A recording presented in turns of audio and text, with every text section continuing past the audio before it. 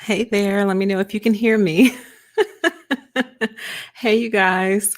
Hey there, let me know Uh-oh. if you can hear me. Let me turn it down on my phone. What a mess. My whole streamer just crashed. So, for those of you who are familiar with the different streaming softwares, I used to use OBS as of 30 minutes ago. And now, for whatever reason, the whole entire thing is just failing to pick up the microphone. So I am so sorry, y'all. I'll be working on that because I actually really like OBS because it makes it so much easier for me to show you things. So, this sucks. I feel like we're going back in time. I feel like I feel like we've made so much progress. Let me try something really quick here. Let me see what happens if I click this. Oh no, I'm not messing with that. Okay, guys, so we're just gonna have to roll backwards in time. We're on StreamYard, and apparently we're gonna have to look at this little duck in the upper right-hand corner the whole time. That's fine because at least you can hear me now and we can move on with our presentation. So I'm so sorry for the technical difficulties. If it ain't one thing, it's another, right? But that's not going to stop us. We are going to press forward and we are going to continue in our review. So because I don't know how to work this one at all, there'll be pretty much no visuals. And I'm so sorry for that because I had visuals for you guys. I am so upset. I'm so upset right now. Let me see something. I wonder if... No, I'm not going to fool with it. Okay, let's move on. So anyway, thank you guys who came back to the stream. I'll be working on our normal format and I'm just going to try to push through. And we are going to continue on with our review of this book, Corporate Cults. So those of you who tuned into the last live stream, we did a solid review of chapter 1 of Corporate Cults. There's 12 chapters in total. And I do plan on moving through them all. And I think this live stream will get through 2 and 3. So we'll make up for lost progress last time. But as I stated in the last live stream, I'm very pro-business. I'm actually very pro-business. I don't mind capitalism as long as it's not abusive. As long as what we're doing to get the money is not stripping people of their dignity, self-esteem, self-respect, their livelihood. You know what I mean? I think that we can accomplish our goals without doing those things. And so that's really what I'm all about. I would love to see businesses right themselves and start to do the right thing more often and make these kinds of conversations obsolete. But as of right now, we are in the thick of things in regard to these corporations kind of losing their minds, like they've lost their ever-loving minds. So we're deep diving into kind of that lunacy, what causes it, the motivations, what we can do, and things like that. So let's continue in our book review. So chapter 2 is called The Cohort Horn. This starts on page 18 and 19. So in this chapter, he really starts to get into the differences between the generations. And if you have the book, I hope you do, but otherwise you'll kind of have to use your imagination. So he starts off the chapter talking about how in the past, it was easier to manage different groups of employees because they all shared the same set of values.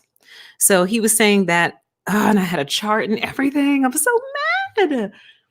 I had a chart, I had pictures, everything for y'all. I'm so upset right now. I can't even handle it. It's cool. Keep moving, PTE. Don't let it stop you. Okay, hold on one sec. I'm just looking to see if I can figure it out on the fly and I can't. Oh, well, we're going to keep pushing. So the first generation, actually, I can see mine over here. So at least I can be looking at it. So the first generation, he calls the Depression era generation. Now, something to note about the generations. There are many different brackets. So a lot of people put the generations in different brackets. There's a lot of debate on like the years that kind of straddle the fence. People don't know where they want to put people. Sometimes I think that everyone's just anxious to label somebody something. But I do think it is useful because different things shape the different generations. So the first one he talks about is the Depression era generation, which covers the years 1912 to 1921. He said their core value was frugality. Okay.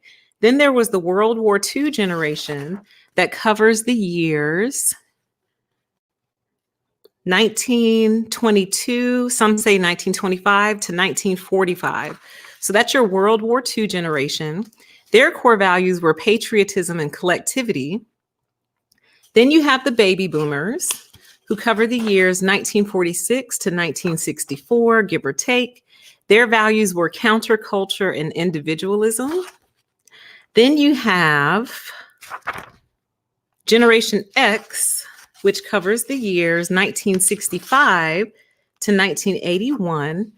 For their values, he just put the letter X, a capital X, meaning nobody knows. And then after that, he had Generation Y, and under there, for their values, he put a question mark. Now, keep in mind, this book was written in the year 2000. So he didn't know what was to become of the Generation Y. Now, the point he was kind of making as he was illustrating this was it was easier to control people in the past because you knew what everyone stood for. With Generation X, which spanned 1965 to 1981, they kind of didn't have a defining thing that kind of like solidified them. So they became harder to control. And in becoming harder to control, these corporate cults started to form. So that's what we're going to get into. So he refers to that solidifying event as a life-altering event. So he was saying that Generation X didn't really have one, and we really haven't had one since. Now, some people would argue that 9/11 was a defining moment for the generation, so forth and so on. But others argue that, we haven't seen, my generation hasn't seen people of the same age shipped off to war, you know what I mean? And have a whole bunch of them not come back. We haven't seen that. We haven't seen the complete shift of how our society runs as a result of some major defining event. Again, 9/11 could be argued that was a defining event, but we won't get into that. The point is, we can kind of attribute the rise of corporate cults to the lack of definition in the generations, okay? So then, let's see here. Let's move on. Okay.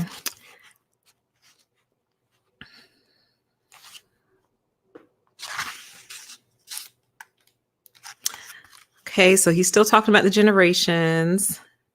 So now he's on page 23. He said, while the previous generations honored conformity, the baby boomers sought individuality.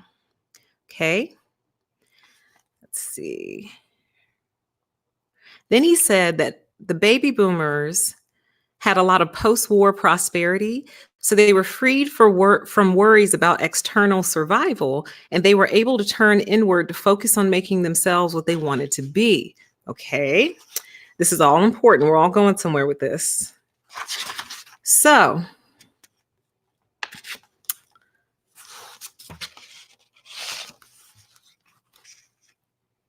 then he gets into a little bit about how the boomers and the Xers are tightly knit groups that share very intimate lifestyles because the value bases are so narrow that the individuals can't find acceptance outside of the enclave. So I think I might have read that wrong. Forgive me. I'm getting excited because we're getting there.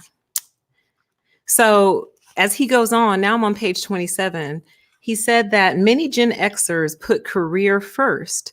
A broad study of the generation indicated an almost universal determination that career should precede marriage, implying that Gen Xers consider the work circle more important than the family circle. So when I kind of reflect on, leaders that I've really had a tough time out of, I'd have to place, well, you know what? I can't say that anymore. That's not true because my most recent ones have been younger than me, and we'll get into that. But prior to them, it was all Gen Xers, very few boomers. The boomers were their bosses, but my bosses were the Xers, and they seemed to totally totally not care about your personal life. So I have to say that that might actually be true. And then he said the data indicating that they have chosen work over home and community put them in the category of very culpable. Okay. So the point and purpose of understanding all of this is understanding that by virtue of the way some people were brought up, by virtue of what occurred in their generation, some generations are more prone to cult-like behavior than others, is basically what the point of this all is. And I had the funniest visual to show you guys. Maybe I'll just show you next time. But he brings up Maslow's hierarchy of needs. So we've talked about that on this channel. And this is on page 28. And he was basically going through how each generation has walked themselves up the need triangle. So he was saying that the Depression generation had physiological needs to worry about. The World War II generation had safety needs to worry about. The baby boomers had esteem and belongingness needs to worry about. And then Generation X had self-actualization needs to worry about. So in other words, each generation improved upon life to such an extent that the next generation only had to worry about the next level up in the hierarchy. Sounds great, right? I wish you guys could see this picture. For those of you who have the book, it's on page 28, but it makes you wonder, well, if Generation X was born into self-actualization, what the hell happens to the millennials and Gen Y and the iGen and everybody else? What's left? You see? Now we're getting deep. Now we're kind of detouring a little bit.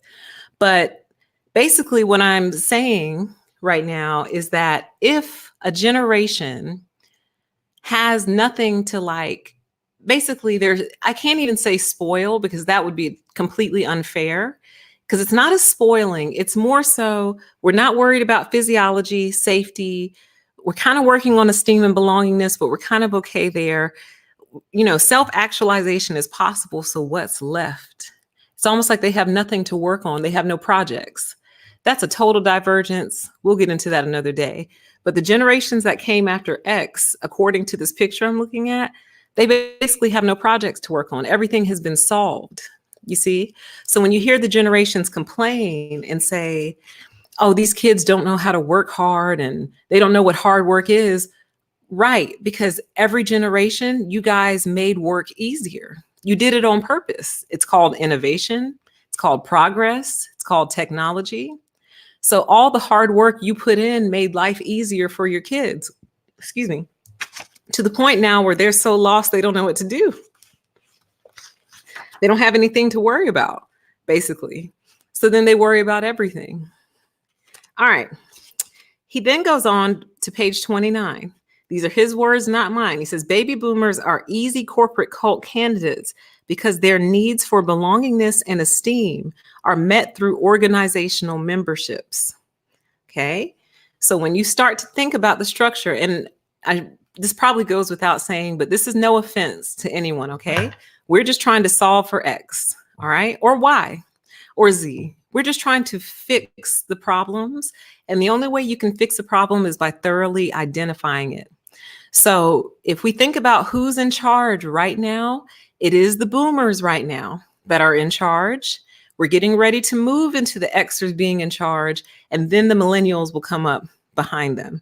But right now, the boomers are in charge. And according to what he's saying, the boomers are easy corporate cult candidates because their needs for belongingness and esteem are met through organizational memberships. And isn't that what you've seen and felt?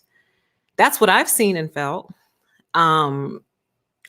Completely what I've seen and felt. Like it's a complete alliance. It's a complete total alliance, and allegiance is the word I'm looking for, which is beautiful if your organization is treating you right. So I do want to say this. This was part of my disclaimers before I realized we had no sound on the last one.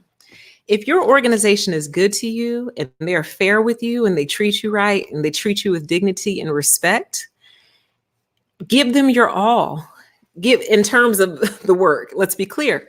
But, don't shortchange someone who's being good to you is what I'm saying. And I've never told you to shortchange. I've always said give exactly what you're supposed to give, no more and no less, unless they're showing you that they are truly devoted and loyal and good people and a good corporation. I read a comment when I was watching the last live stream back. I read a comment that said one of the viewers' husbands, his company is still courting him. So in other words, they're always looking out for him. If he needs something, they get it for him. If he needs time off, there's no hassle whatsoever. Even I forgot what the industry was, but she was saying that if there's no work, his boss will pay him anyway because his boss wants him to stay. So in situations like that, truly make sure that you're treating that employer with the utmost respect and giving your absolute best effort, because they are rare, but they do exist. So you always want to make sure that we are reciprocating. You understand? Anyway, that's just a sidebar. Okay. So let's see here. So I thought this was key. So this is on page 30. He said, corporations want people whose actions and reactions are predictable. They want a bunch of Depression era workers, but they can't have them because they are dying off. Increasingly, they will have to learn to be competitive with a corporation staffed by Gen Xers and their successors, members of Generation Y. So he acknowledges the Generation Y. Some people do, some people don't. Someone told me the other day that I'm Generation Y, but for the longest, I've known myself to be a millennial.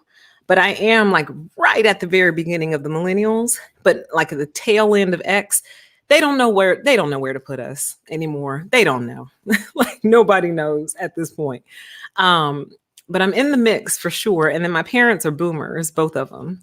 So so that just kind of gives you a 20 on me. So that's chapter 2. So he's just kind of setting up how the generations kind of play into all of this and where all of this comes from. And I don't know if he's going to get into this though, but I've been very surprised to see so many millennials adopt a cult-like mentality. Didn't see that coming at all. Like I thought my group was against that, but oh man, they're so for it. And I'm actually kind of shocked to see that. I'm surprised to see my generation act this way because we came up right as everything was changing. And it's not that everyone above us didn't, it's that we were transitioning out of teens into young adulthood, right as technology was transitioning literally from like the dark ages, basically. Like we're talking like CD-ROMs, floppy disks, AOL used to send out the CDs and you could download the latest software and plug in we're talking like the dinosaur in terms of technology to kind of where we are today. So we witnessed the transition, like we were right smack dab in the middle of it. So we've seen the old way and we've seen the new way. So I'm very surprised to see so many millennials participating in cult-like behaviors. It's shocking to me because I thought we were more forward thinking than that. But I think by the time I'm finished reading this book, I'll understand why this is happening. Let me just glance over to the comments real quick. Hello, everybody. Thanks for joining us on this new streamer. I have to get rid of that duck. I don't know how. I don't know if I have to pay a monthly fee. The duck's got to go. I can't do the duck in the upper right-hand corner. Welcome to everyone. Thanks for coming. I certainly appreciate you for coming back after we had our sound issues. As always, I need to rebuke that demon. There's like a sound demon, and I need to rebuke it and cast it down because I don't appreciate my OBS going out. I really don't, because I kind of needed it, man. I wish y'all could see what I have for you prepared here. Anyway, moving on. So that was chapter 2, just kind of talking about the generations and things. Now the meat and potatoes. Let's go to chapter 3. Just lost my page, which starts on page 32. So I think this is so important. We're going to pretty much spend the rest of the live stream on this, and we'll pick up next time with the rest of the chapter. So chapter 3 is called the Competitive Advantage Selection Model. Sounds boring, right? Oh, it's not. So he starts off right away on page 32 by saying there are task people and there are people. I think we all kind of know that, okay, there are introverts and extroverts. There's people who like working with people. There's other people who like, kind of working in solitude. I think we kind of knew that, right? But it goes deeper than that. It says, okay, so this is pivotal. This is one of the things that had me stuck as I was describing in the last live stream.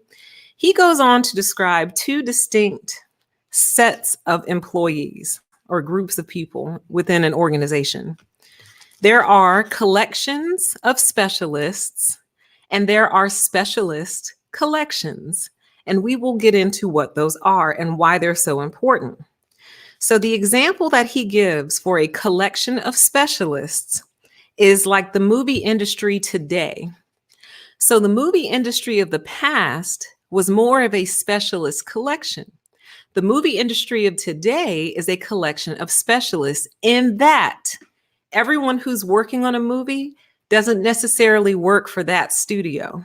They come together for a very specific purpose, for a very specific period of time, for a specific project, for a specific price. And when it's over, it's over. And they all go back to where they came from until they're needed again, but they'll probably just go work on another project. Okay, so we got that. So then he says, movies are made by a collection. This is 34. Movies are made by a collection of specialists, people who assemble for a short period of time to complete a single project, then disband. The specialists are collected only for the function they perform, not for any long-term contribution their presence will make to the organization. Members of a collection of specialists are honored for what they do, not for who they are. And I'm not sure if I said this in the last live stream, so forgive me if I'm repeating. But in some of the jobs that I've experienced like this, I used to say to myself, sometimes I feel like you guys are just paying me for appearances.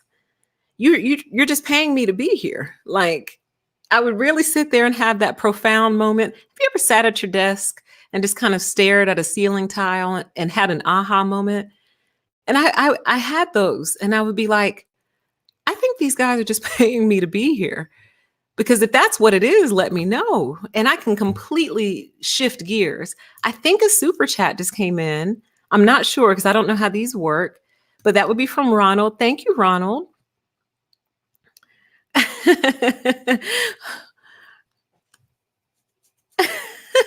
You think they bugged me, Ronald? Probably.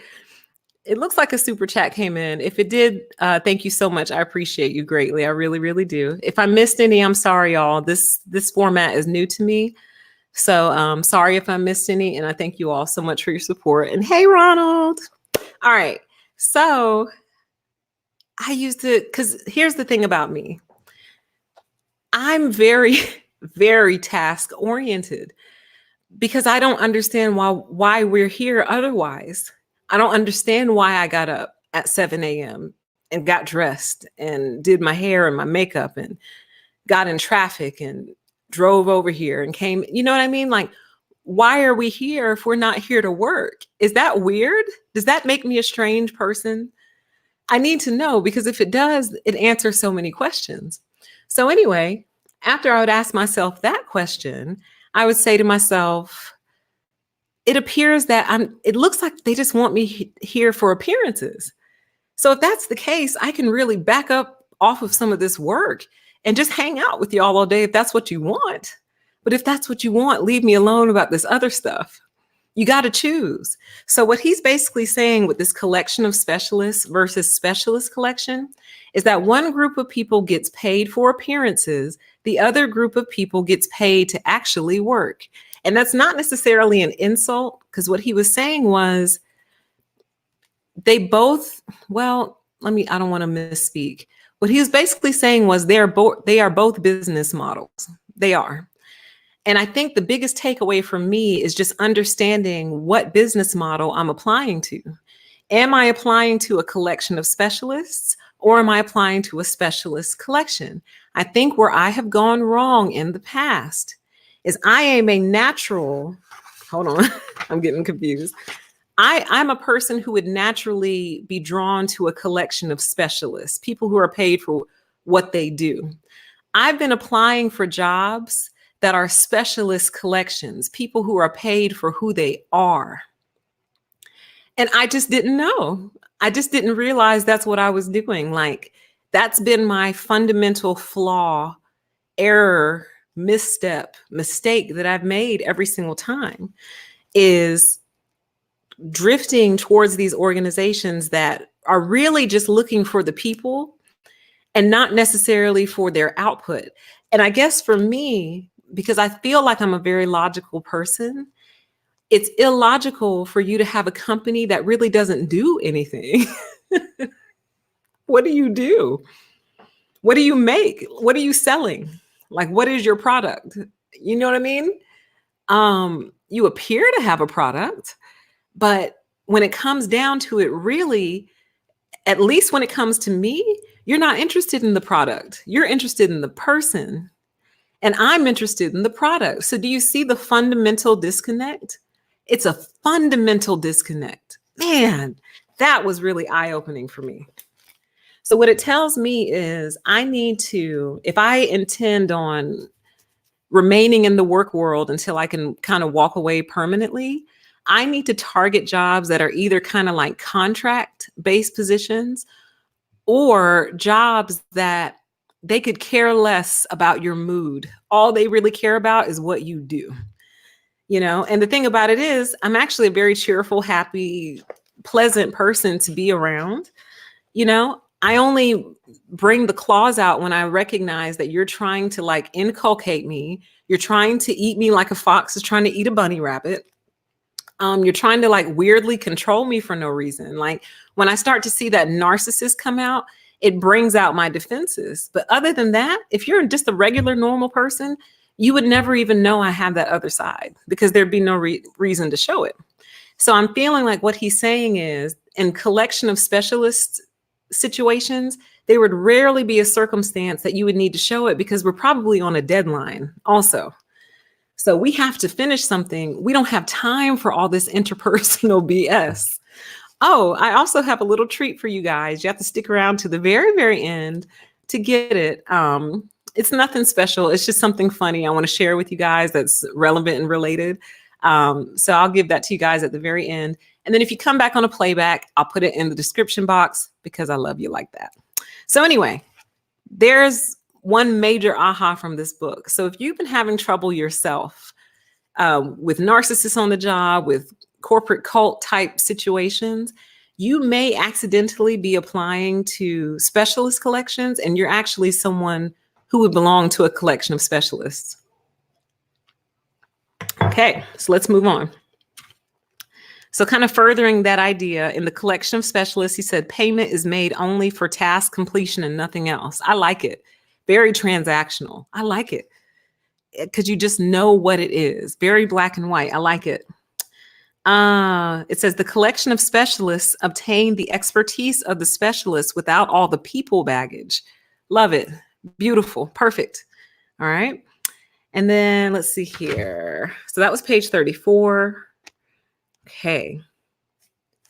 All right. So now I'm on 35. It says the employees of collection of specialist organizations must have the ability to maintain the value of who they are in their family and community, because those types of warm fuzzies are not available at the workplace. So someone who would naturally join a more cult-like organization would hate a collection of specialists because they don't get all that, all the bubbles, all the frills and the fuzzies. You know, it's very task driven, you know, so they would be uncomfortable. So that's why I said one is not necessarily worse than the other.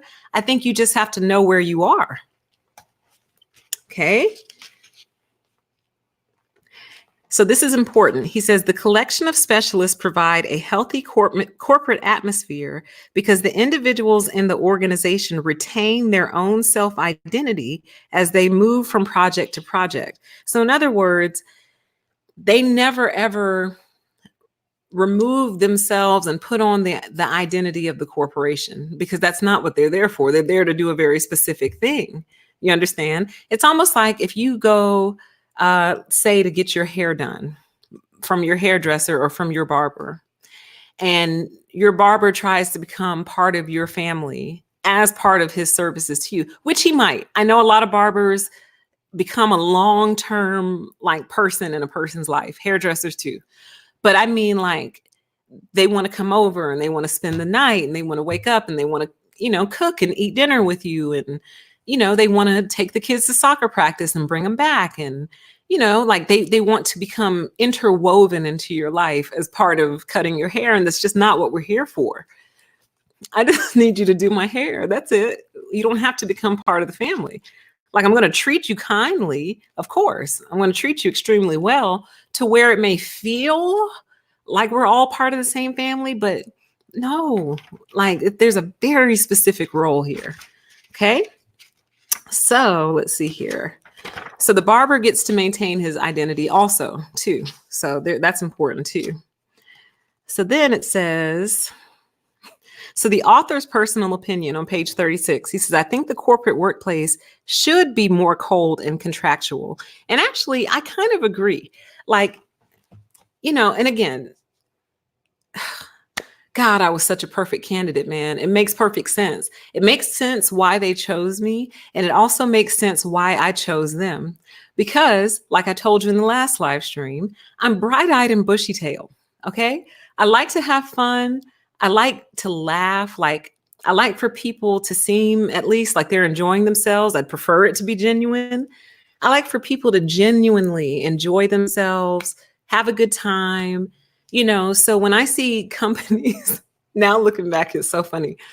But when I see them doing like the cheesy little games and the cheesy little onboarding stuff, like, it's cheesy. But I also thought, like, okay, that's really cute though. Like, it's cute, it's cheesy, it's fun, kind of situation. But I liked it, I'm such a candidate, man. I was anyway, such a freaking candidate, because I just like that kind of stuff. It's lame, it's corny, but it's fun. Like, it's onboarding. Onboarding is supposed to be fun and informational, but what I didn't realize is I enjoy those things, but what I enjoy more is getting the work done. That's what I enjoy more. Like, if you really want me to have fun, I have to feel like I finished my work. Otherwise, I feel unaccomplished. You see? All right. So now let's talk about the specialist collection. Okay. So what we just got through talking about were the collection of specialists. Oh, I have a better way to say it. I appear to be a perfect candidate for the specialist collection, but I'm actually in reality a candidate of the collection of specialists. I know this is just clear as mud, right? I need to find a better word. Anyway, he says, okay, specialist collection. These corporations collect people only for who they are with little regard for what they do. Okay. He said it selects employees based solely on what kind of people they are. This is page 36. And I wrote at the bottom of that, how do you make money? And it's a sincere question. How do you make money? If you're only hiring people because of who they are, how do you make money? I'm so confused. He says, this page 37, these corporations find efficiency in the commitment of their workforce. So here's how I interpreted that. Not only commitment to the company itself, but I also interpreted that as, if I have to stay 3 hours later because I lost 3 hours earlier in the day behind some nonsense, I'll do it because I'm committed to the organization. So that's one way to interpret that sentence. These corporations find efficiency in the commitment of their workforce. So in other words, whatever it takes to get the job done, we'll do it. But whatever it takes translates into 70 and 80-hour weeks, and you're not a doctor. Okay. Let's see. All right, let me go to my next point. So then Okay, so then he goes on to say, this is on page 41. Beware of specialist collections. It says specialist collections are dangerous. So this would basically be your cult. Are dangerous because people who find value in who they are at work are shortchanging themselves. We are more than what we do. We are who we are, right? So that might be a hard concept for a lot of us to wrap our minds around. What do you mean I am who I am? Well, I am a nurse. I am a doctor. I am a pilot. I am a firefighter. I am a whatever. That's what I am. I am a mother. I am a father. I'm a sister, friend. What do you mean who I am? And the fact that we find that question difficult to answer is perfect proof that we are totally lost. And we have completely lost ourselves in all of these identities and all of these different roles, but especially in work, where the first thing you answer is your job description and not like who you are as a person. Like, would any of us really even know how to start answering that question without incorporating our job description? Okay. Sorry for the barking dogs in the back. Sometimes the neighbor's dogs get a little riled up. So he poses a very good question on page 41. He says, okay, actually, I'm going to just read this. It says, the value of who we are is not found in what we do. It's found in who we are within our family and who we are within our community. Specialist collection employees have been given the message, you are valuable to this company because of who you are. That's why we hired you.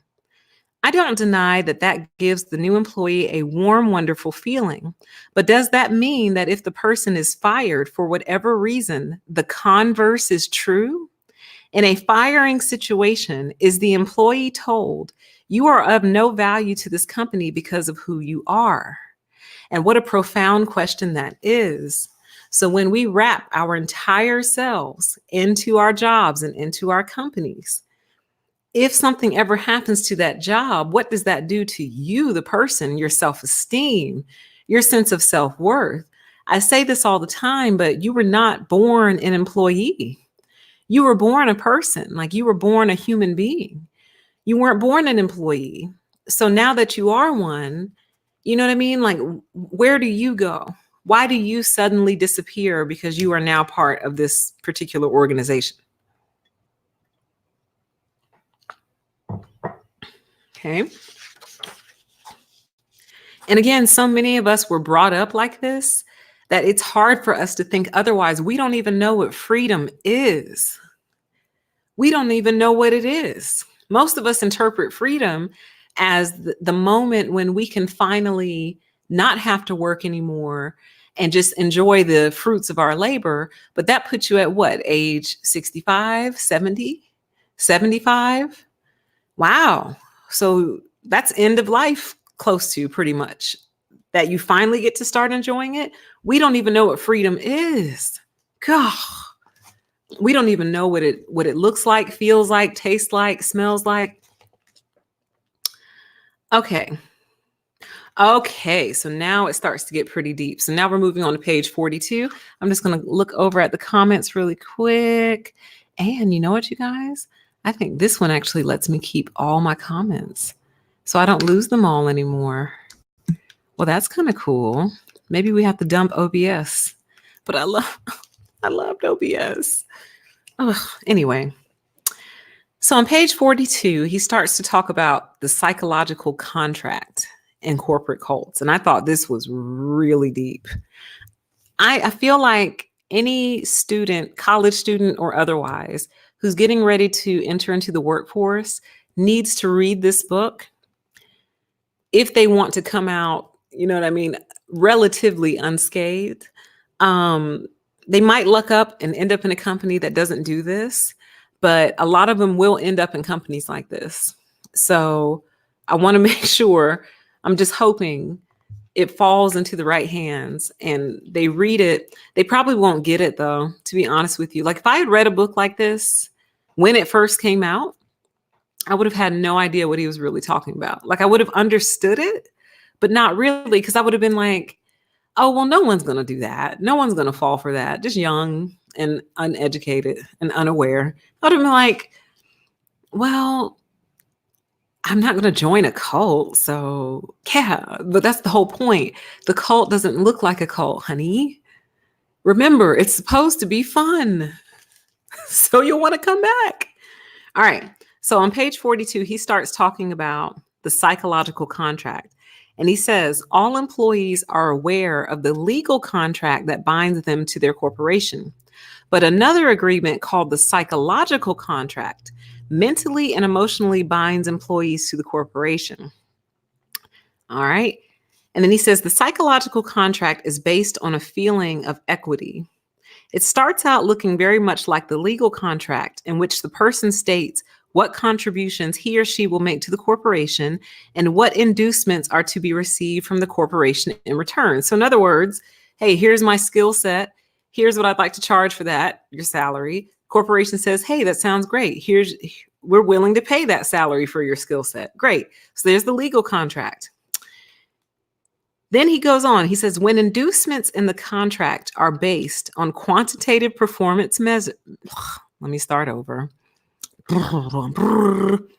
When inducements in the contract are based on quantitative performance measures, such as widgets made, sales completed, or units repaired, the psychological contract is fine.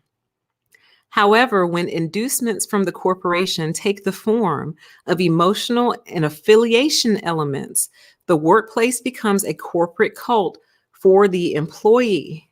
Okay? It says emotional and affiliation elements are very difficult to quantify. So this is that famous question. Are you happy? Are you happy? Are you happy here? Are you okay? Are you satisfied? All those little things that can't be quantified. I've done many videos in the past about how high performers are going to tank out in narcissistic organizations. And that's mainly because they can't hit your performance. They can't touch it. They can't touch your performance. That would be easy. It would be great if you actually had something in your performance that they could latch onto. But generally, they can't. They can't touch your performance because you are a high performer. That's the whole point of being a high performer. So when nothing is left to latch on there, then they go for the psychological. And that's when they start to get into these silly little psychological contracts. Okay. So then let's see here. Actually, yeah, let me just read this. Emotional and affiliation elements are very difficult to quantify. How many widgets made, sales completed, or units repaired earns the perpetuation of an employee's membership in the family. It's unlimited. The employee could labor unceasingly and still not produce enough outcome to earn membership. That's because family membership can't be earned. It's a gift we're given when we are born. I just confused myself.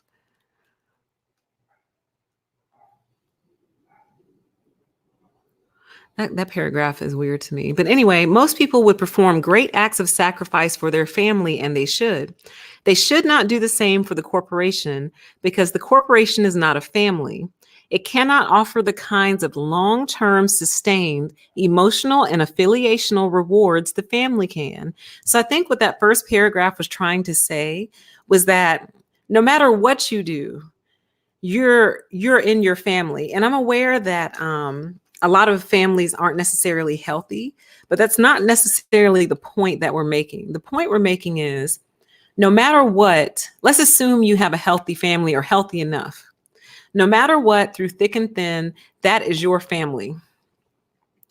Generally, no matter what you do, unless it's really heinous, your family is there for you. They love you. They support you. They'll help you. They'll shelter you, feed you, clothe you, love you.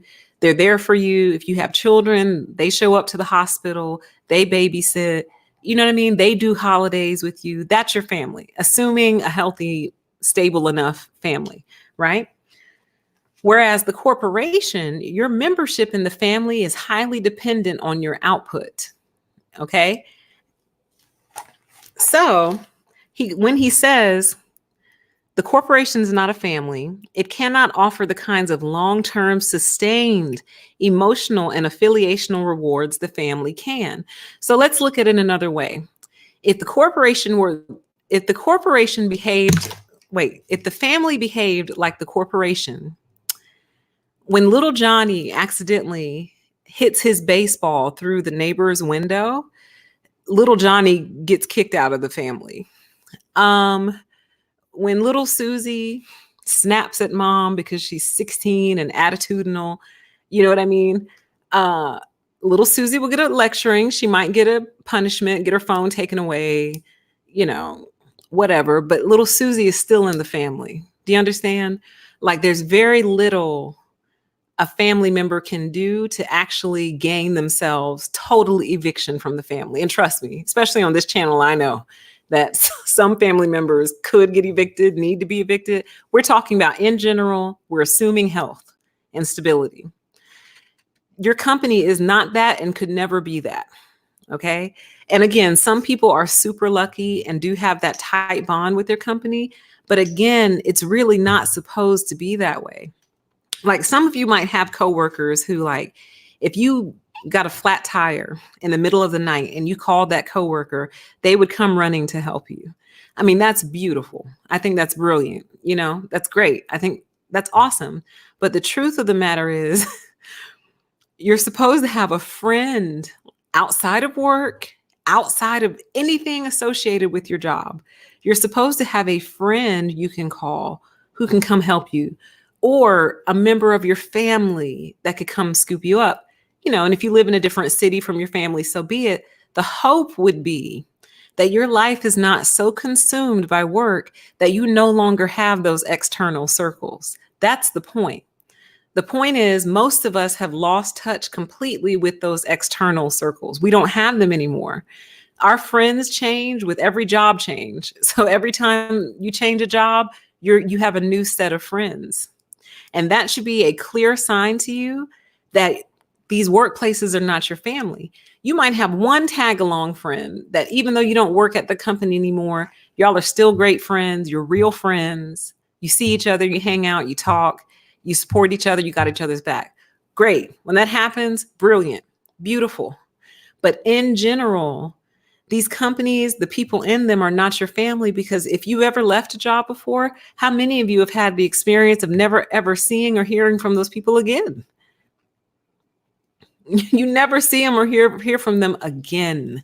And you were so close. Remember all those team building activities? Remember all the lunch breaks? Remember all the happy hours? Remember all the showers, baby showers, wedding showers?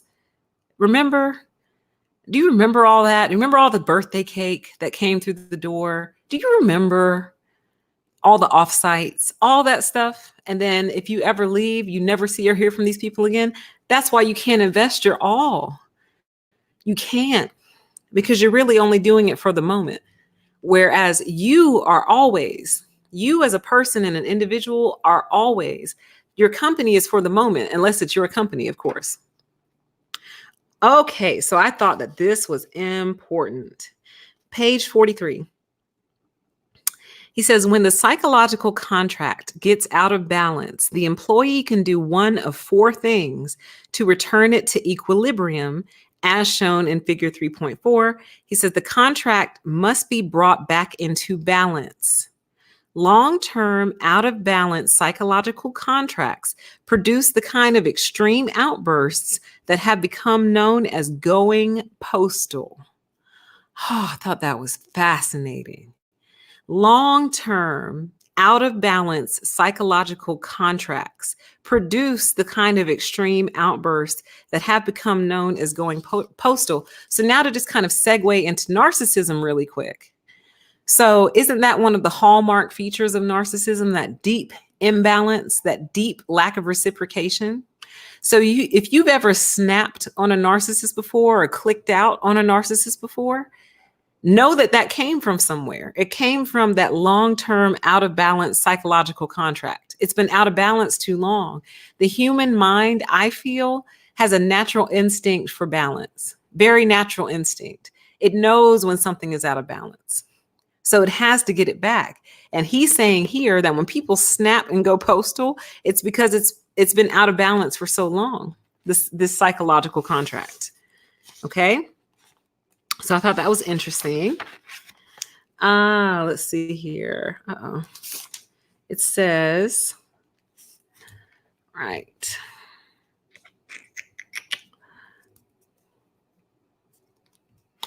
This is page 44. It says, when the employee admits that the organization's needs are more important than his own needs, the employee is well along the road to cultedness. Okay. So that was kind of, he was kind of going into detail up above that about how people make excuses for like the situations like, well, yeah, I haven't had a raise in 5 years, but they're going through difficult times. And in other words, they're putting the organization ahead of their own needs, right? And some of you might just feel like, man, it feels strange to you because this is not what we were taught. We were taught to put our organization ahead of our own needs. But if you really think about it, that's kind of a military mindset. And a lot of what we do today was born out of military mindsets and a very specific time frame, and we just never shook it off. We never shook it off. So it's like when you're in an infantry or a unit and you're out there on the battlefield, it's very important to put the goals of the unit ahead of your own personal goals, because you doing that might get everybody killed, right? So it's important to move and think and act as a unit in that circumstance.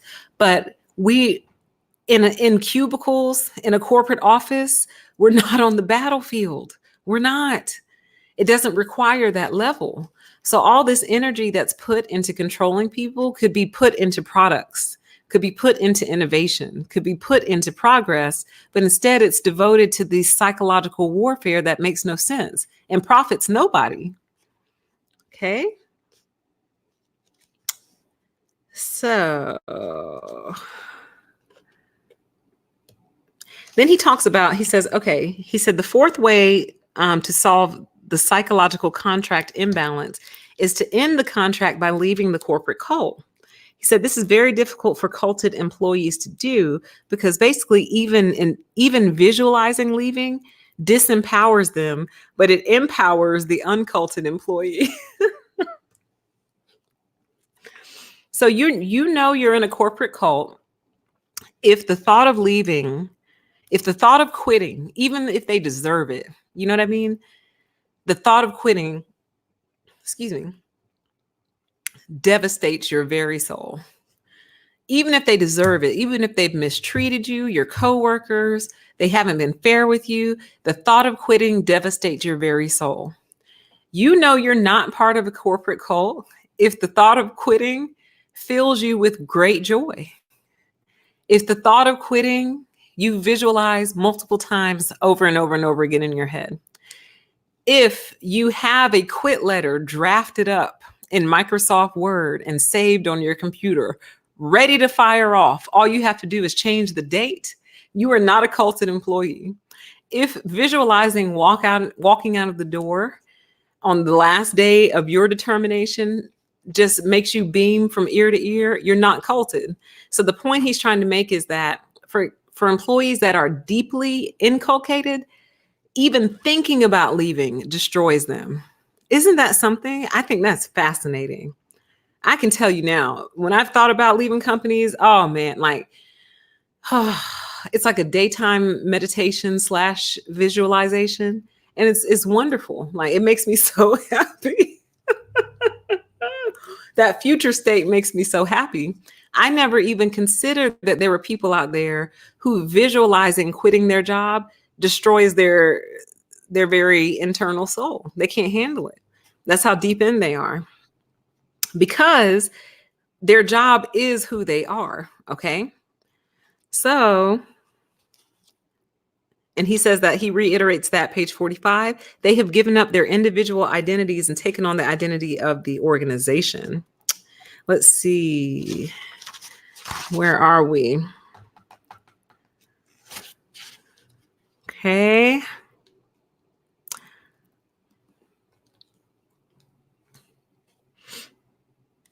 Okay, we got that.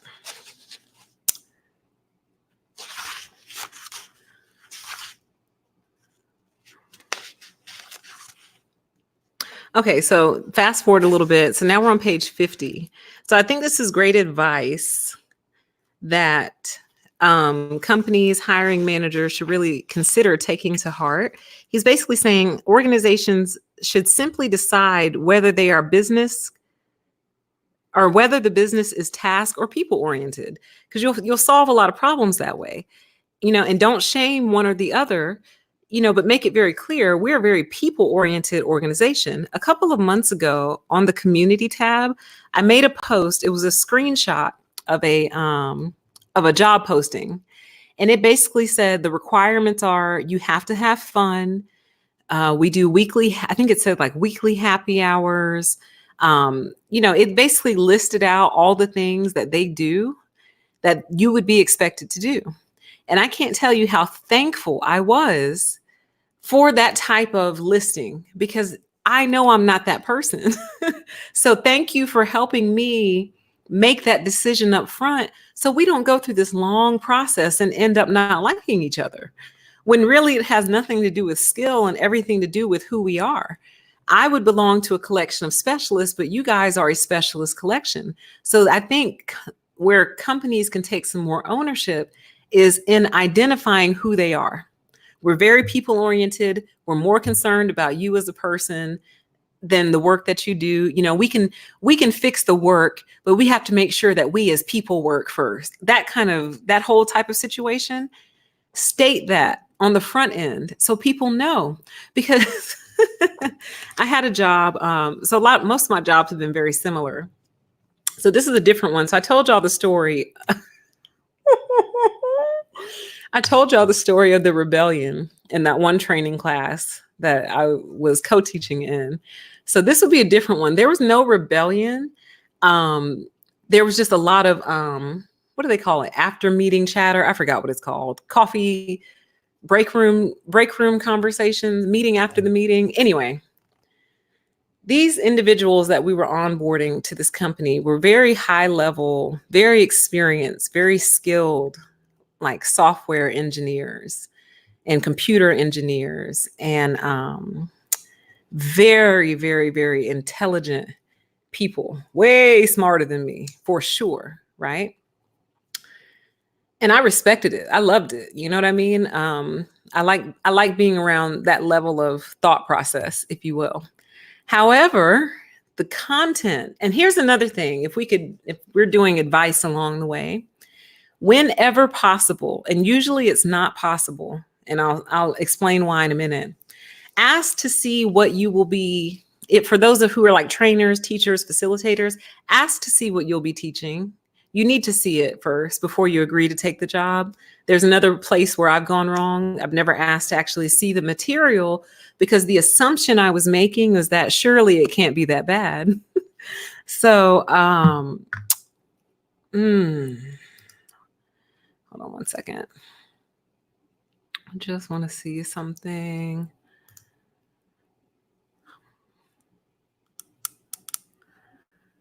On computer. Oh, that's interesting. Let me see something. Sorry, y'all. Y'all have to forgive my...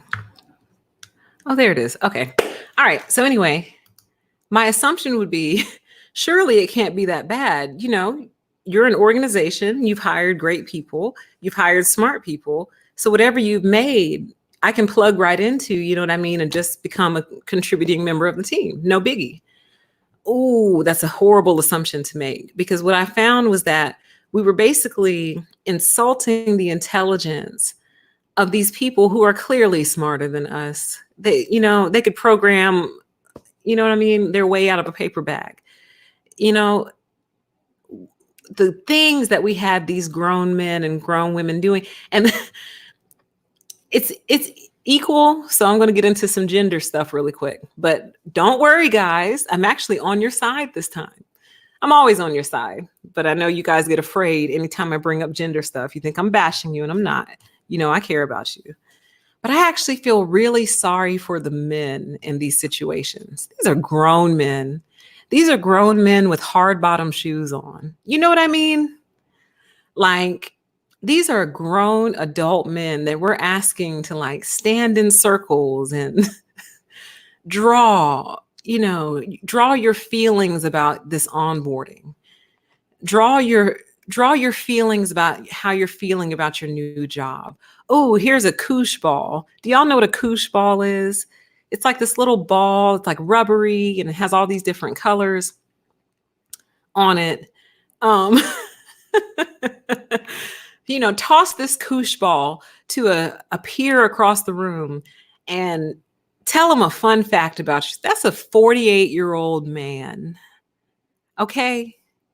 Like, oh God, the things I've had to do in some of these roles are so hard for me because I'm not a cult member. So a cult member doesn't care. They're going to put the glasses on and be like, toss the koosh ball across the room and tell us something about yourself. These are 48-year-old grown men with hard bottom shoes on. Okay. Got wives and kids and you know what I mean? Homes. Like, can we please respect? And I mean this for the women also. So that's why I said, don't, take it with a grain of salt. But there's just something special about watching a grown man sit there having to participate in these childish activities,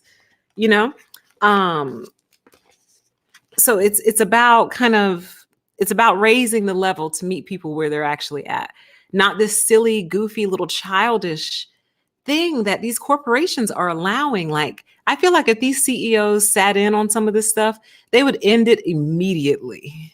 They would end it. They would end all the funding for it. But the problem is you got a lot of studies floating around that people can interpret however they want that do show that onboarding increases the chances of you retaining your employees.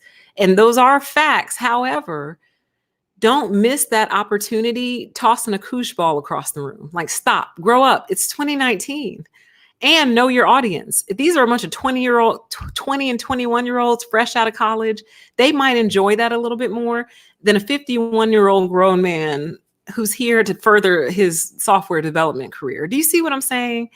Like, we have to apply more intelligence. I have no idea where that thought even came from, but I did want to share that. So guys, just know I feel for you. I do. My heart goes out to you. I think women are just accustomed to corny stuff. Like, you know what I mean?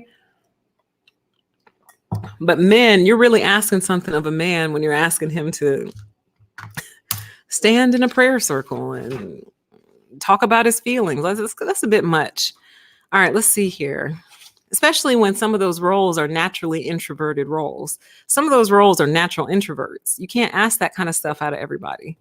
So the question then becomes, how do you make it engaging, fun, informational, and not insulting to people's intelligence or career level? How do you do that? There's the question.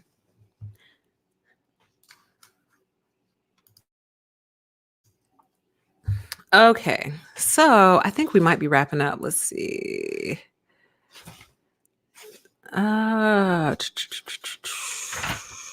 Oh no, we're not wrapping up. Oh, there's more. Oh, but wait, there's more. Okay, so this is page 56. And then I wrote up under this sentence, ouch. It says, those with higher intellects that produce higher rewards will self-select to the collection of specialists, while those with intellects that produce lower economic rewards will self-select to the specialist collection. And up under that, I wrote, ouch. Ouch. That was a very, very friendly way of saying that. And this is his words, not mine.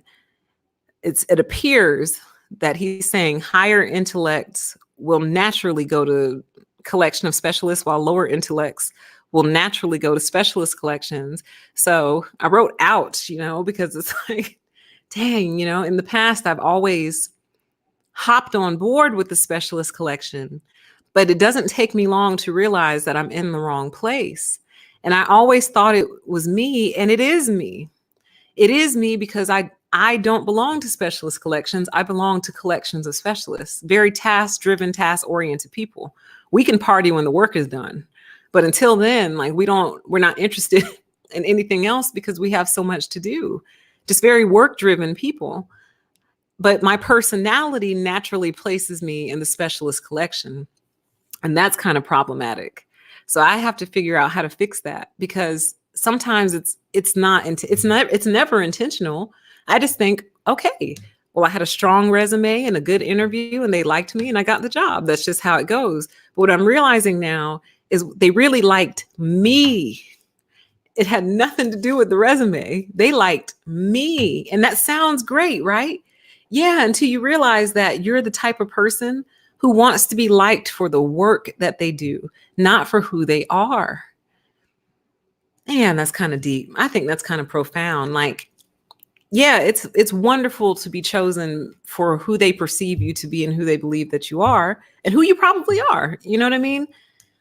But some of us prefer to be respected for the work that we do, not who we are as people. Like if we're in the background and you never see us, that's perfectly fine, because it's the work that we want respect for, not the actual personality. Okay. So let's see here. Okay, so he makes a future prediction. He said,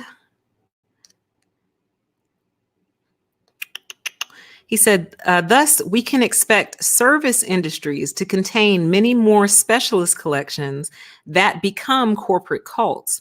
Conversely, there will be many collection of specialist types in production industries. So that was an aha moment for me. And I wrote under there, I need to go into production. Production of what? I'm not sure. Production of a product or service, production of this, permission to exist.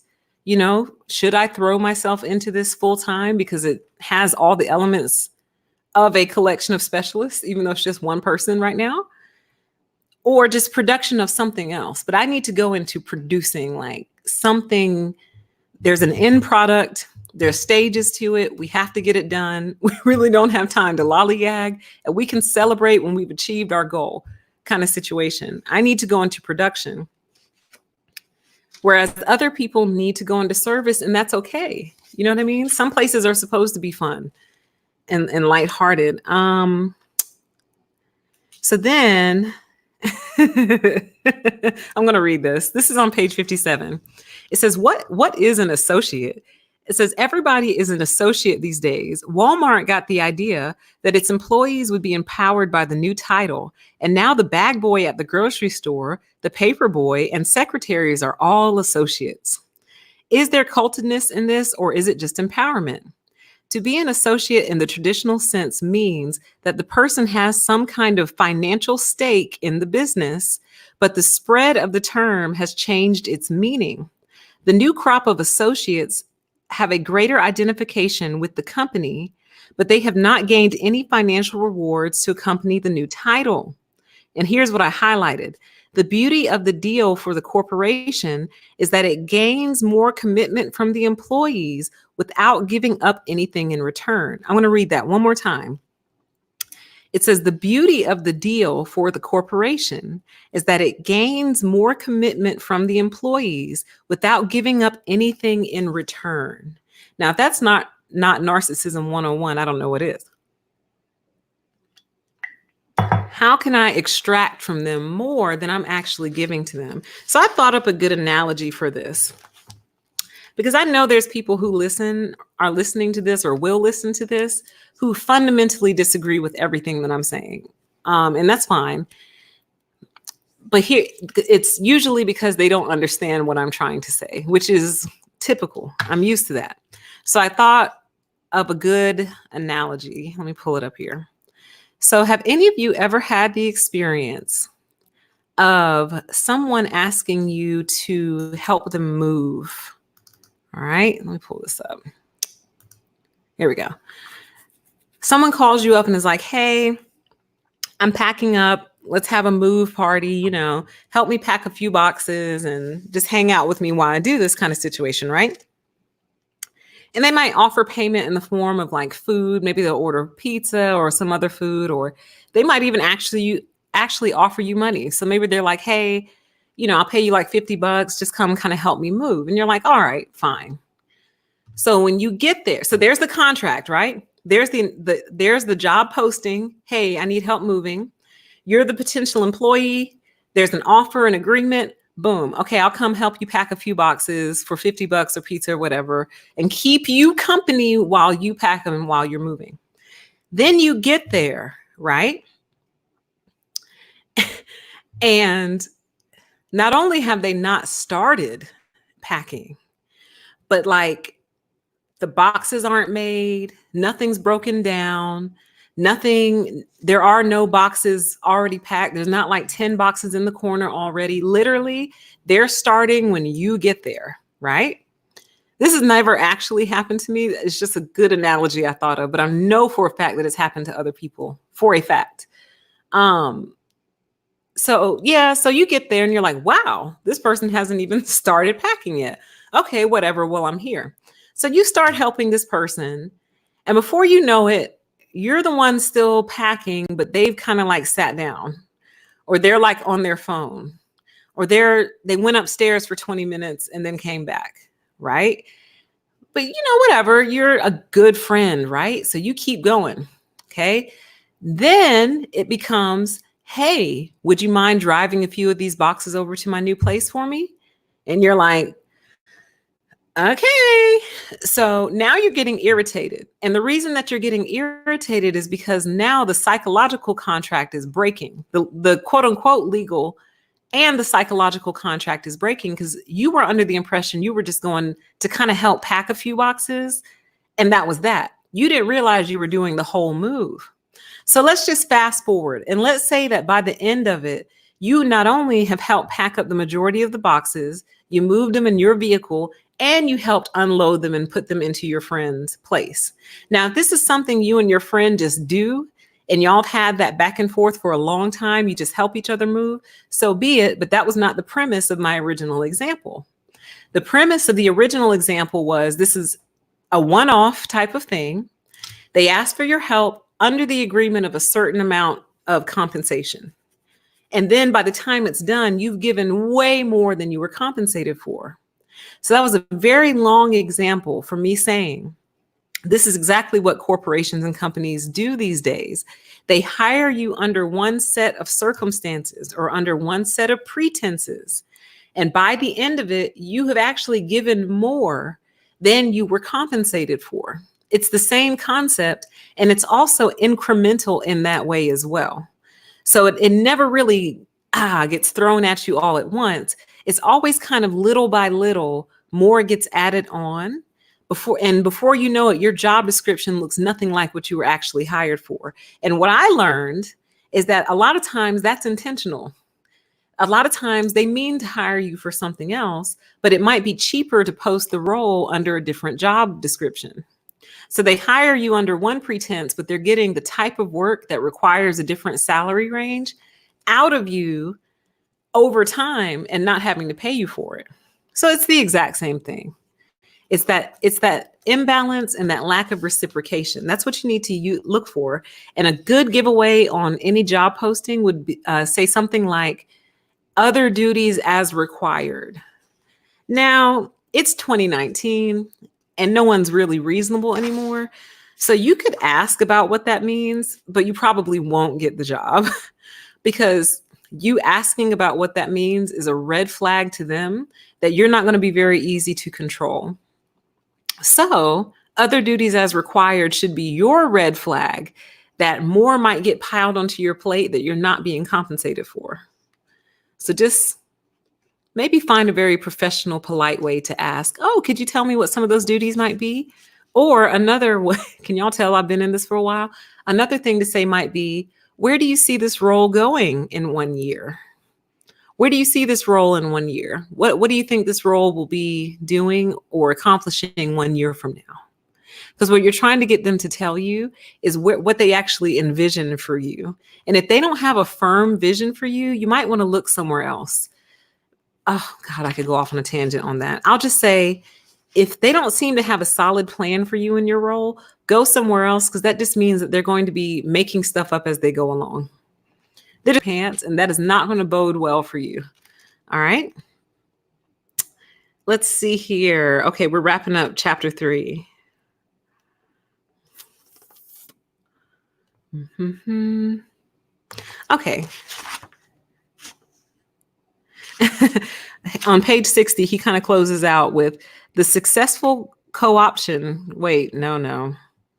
Co-optation. The successful co-optation of the term family is perhaps corporate cult's greatest success. And I couldn't agree more. It has totally become co-opted. And it seems great, man. Like, because again, like I said in the last live stream, who doesn't want to feel like a family and feel like their coworkers are their friends and their family? And who doesn't want to enjoy work? Everybody wants to enjoy it.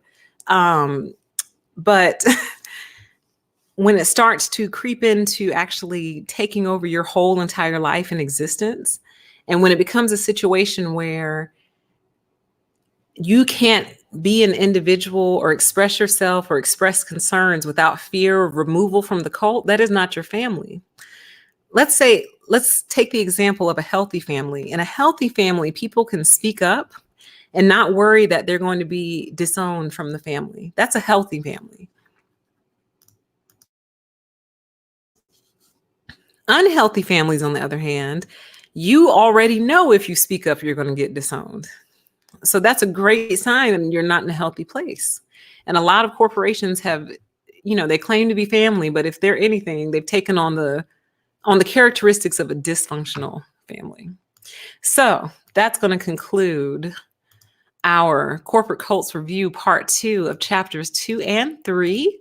And as I always do, I'm going to do an after show for you. Let me see something. Oh dear, here I go messing with stuff. All right, so you guys just chit chat for a second while I play with fire here. Oh my God. Okay, I don't know what I'm doing. I'm looking for my after show avatar. Thanks for hanging in there with me, you guys. I appreciate it. I'm going to try to fix my other stream service. But I have a feeling that it is gone because I just did an update on my computer that I don't think went well. And then OBS had an update as well, and I don't think that went well either. So the computers aren't playing nice right now. Boom, look at that. Oh, can y'all see my after show avatar? Hopefully you can. I wonder what kind of delay this one has. All right, so we're in after show. So I'm going to do like I always do. I won't be able to give a timer this time because that timer was integrated with my other streamer. So yeah, so once we're done, I might just have to end it. So I'm sorry, y'all. But I'll fix it, I promise.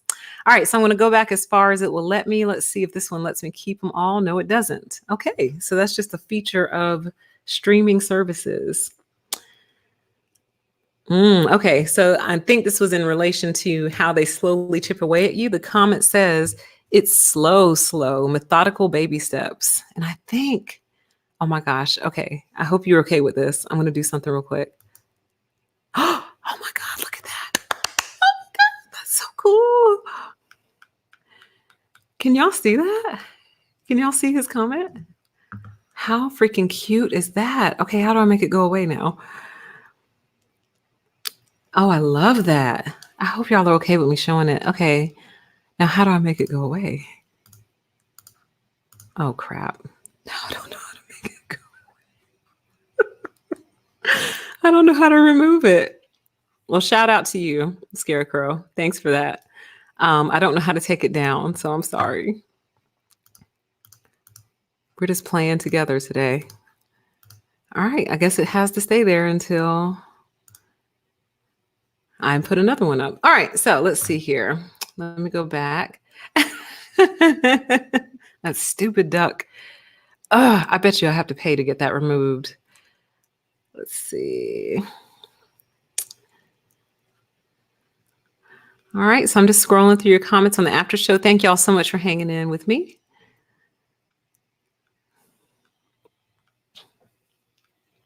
It says we were warned by Eisenhower and did not listen. Now MIC is out of control. I don't know who MIC is, and I'm not sure what Eisenhower said.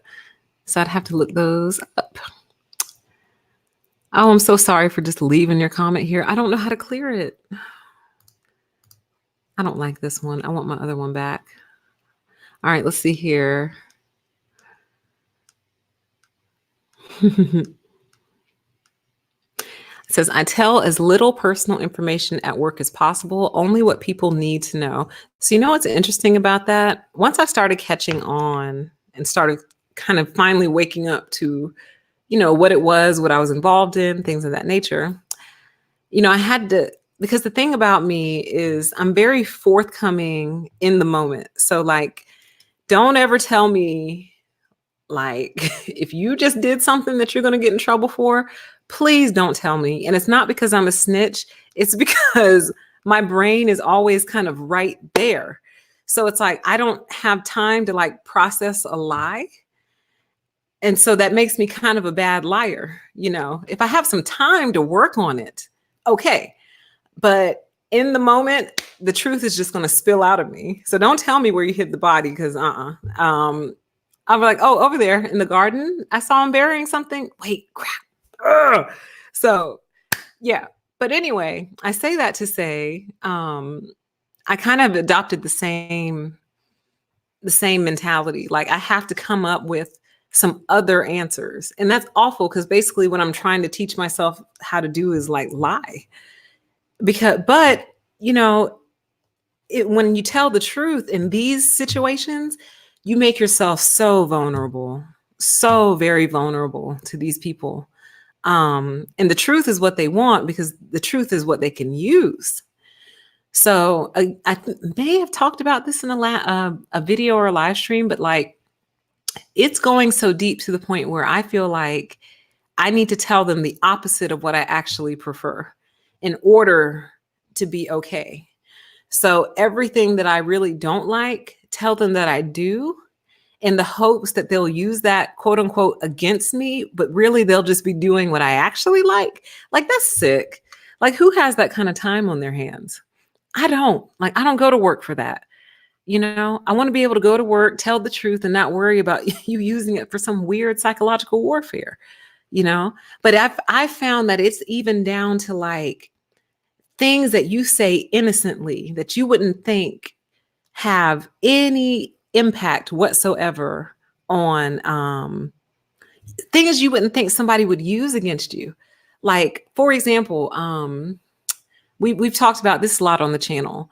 Like, I have to be careful about saying things like, "Ooh, strong perfumes really bother me," in passing. I'll say a lot of things in passing, not thinking of it. And the next thing you know, where are all these air fresheners coming from? Where's all this cologne and perfume? And this wasn't here when I first started. Where's all this stuff coming from? It's little stuff like that I need to be careful with. All right, I've got to figure out how to get your comment off here. I'm so sorry, honey. Why would they do this? Why would they make it to where you can put a comment on here, but then you can't take it off? That is just crazy. Well, you're a star today, my love. All right, let's see here. All right, let me keep scrolling. So one thing I don't like is that I can't like pause the comments, or if I can, I don't know how. Let's see. It says, I'm a millennial, and sadly, I walked into a workplace that have all narc boomers as the bosses. Living in a smaller town, I'm having a hard time finding something else. I'm sure. And I know that you are definitely dealing with those boomer narc bosses and stuff, because when I first got into the corporate levels, there was a lot of conversation about millennials. Like, people were obsessed with millennials, obsessed with like researching them and discovering them and what makes them tick and what do they think about and what are their motivations. It's like, would you just leave people alone? Like, just ask them. They're not strange creatures. Most of them are your kids. So they're not like this weird thing that you don't know how to interact with because they're so different. They're so different. Like, they're people just like you. They're the same age you were at one point in time, and you are the age where they're headed to. So why don't you find some common ground in that? Everyone has something to teach everybody. We can learn some things from the boomers can learn some things from millennials, but instead it's like this face off, like us versus them. And the millennials are walking in like, where does all this hostility come from? We're just trying to do the very thing you guys told us to do. We're trying to do the very thing that you drilled into our heads for decades. And now we're out here trying to do it. And there's like this contention between the two groups that's really uncalled for. And it's also destroying the economy. And I'll tell you how it's destroying the economy. It's destroying the economy because and I won't just put it all on the boomers. I'll just say the people who are currently in charge.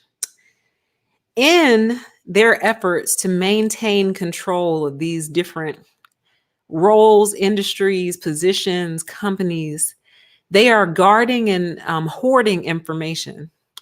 And in hoarding information, what happens is they hoard it until they retire. And then they retire with all of that information, because another part of the sick mindset is, sure, I could teach you everything that I know, but then that would make you as good as I am. And then one day you might surpass me, and then I won't be known for being the best in XYZ. So in order to maintain my title of the best in fill in the blank, I'm not going to teach you anything, because I don't want you to catch up to me. And even though I'm getting ready to retire, I still want the clout. So because of those reasons, I'm not going to train you. I'm not going to teach you. I'm not going to groom you. I'm not going to mentor you. I'm not going to do anything with you. I'm going to retire. And now we have what's called a talent gap. Now there's a massive gap between the skills needed and the people available to do them. And it's growing by the day, because the people who are currently in charge don't want to pass the information, and they don't want to share the information with the younger generations.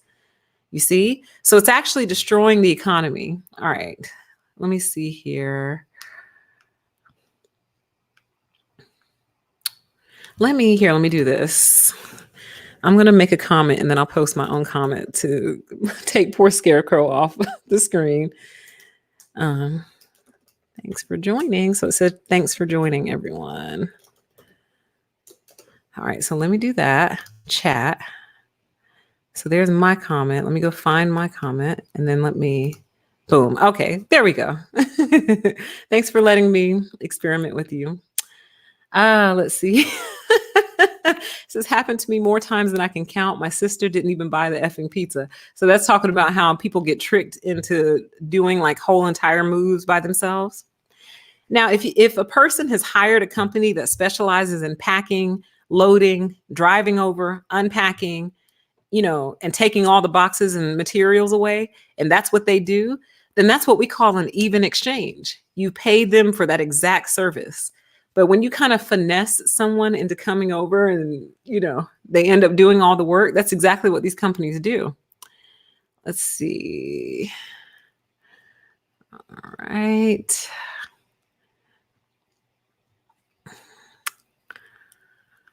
Let's see here. I don't know that dream jobs exist still. I think they do, but I think a lot of people get to the top. Oh, you know what? I don't know who actually made this quote, but it came from a book. And I can see the book cover in my head, but I can't think of the name of the book. But it basically said, you don't want to spend your whole life climbing the corporate ladder only to realize that it was leaning up against the wrong wall. And I just thought that was pretty deep, actually. You spend all this time, you get to the very top, and then you get there and you're like, oh crap, I climbed the wrong wall. I think a lot of dream jobs appear to be dream jobs, but in reality, they kind of suck. Let's see. Because here's the thing. What makes it a dream, they don't understand what actually makes a job a dream job anymore. So this will be hard for me to explain without going into a whole nother show. But basically, the things that people want are the very things that they seem to not want to give. So for example, a lot of times people just want to know that there's that they have somebody that would be on their side. for like conflict resolution, right? So they would want to know that there's some sort of support process in place. That's the type of stuff that makes people loyal, knowing that if there's an issue, it'll be fairly heard by a neutral party and a fair decision will be made. That's what makes people loyal. Stuff like that. Stuff like if there's something you need to do the job and it's not excessive and it's not extravagant or over the top. It's not, there's a word I'm missing. It's not an unusual thing to ask for, but the company either refuses to get it or there's multiple layers of approval and it has to come across this person's desk and that person's desk just to get approved for like a hole puncher. You know what I mean? People want to know that they don't have to deal with that kind of nonsense. That's the kind of stuff that makes people loyal. I think there is some degree of a need for a hierarchy, but only because of like scale and scope and like size of organization. Like if you have 50,000 people in your organization, everybody can't be a manager. You know what I mean? Like you're going to have some type of structure around that. And I think what builds loyalty in people is when they have managers who are worth looking up to, managers who have walked the walk, they talk the talk, they know what they're talking about, they're emotionally intelligent, they know the job because they've done the job before. And that's why they're your manager, because they know the job so well that they're not only a mentor, they're a guide, they're a coach, they're an advocate. You know what I mean? They're mature, they're not narcissists. That's the type of stuff that builds loyalty in people. You know what I mean? Breaking up these little cliques, especially in HR. Oh my God. Breaking up these little cliques and forcing the business to run like a real business. That's what builds loyalty in people. Not candy canes and pens and plastic cups that are going to end up in the dumpster.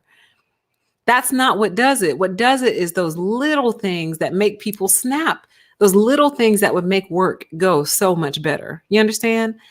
You know, having the power and the authority to cancel a meeting if it's not needed. Hey, if we don't actually need to meet, let's not meet. Having the gumption and the wherewithal to say, you know what, guys, everyone good? We updated each other on Friday. Does anyone need to meet right now? Okay, we're going to cancel this meeting. Talk to you later on. You see what I mean?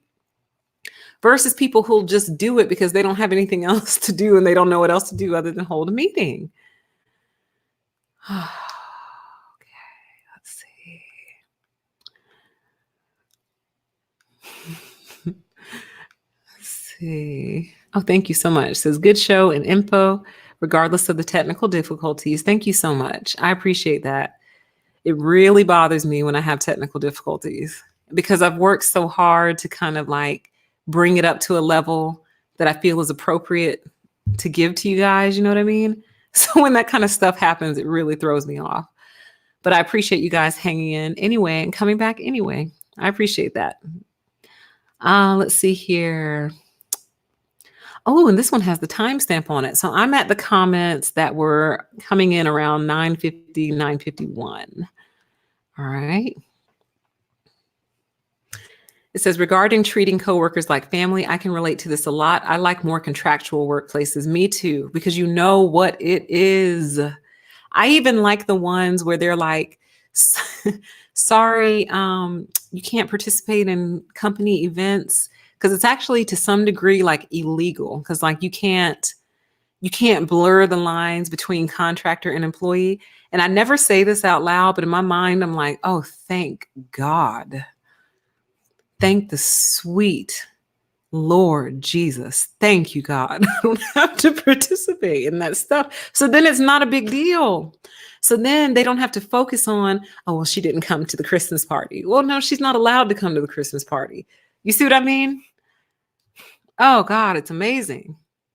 Let's see. Just scrolling here.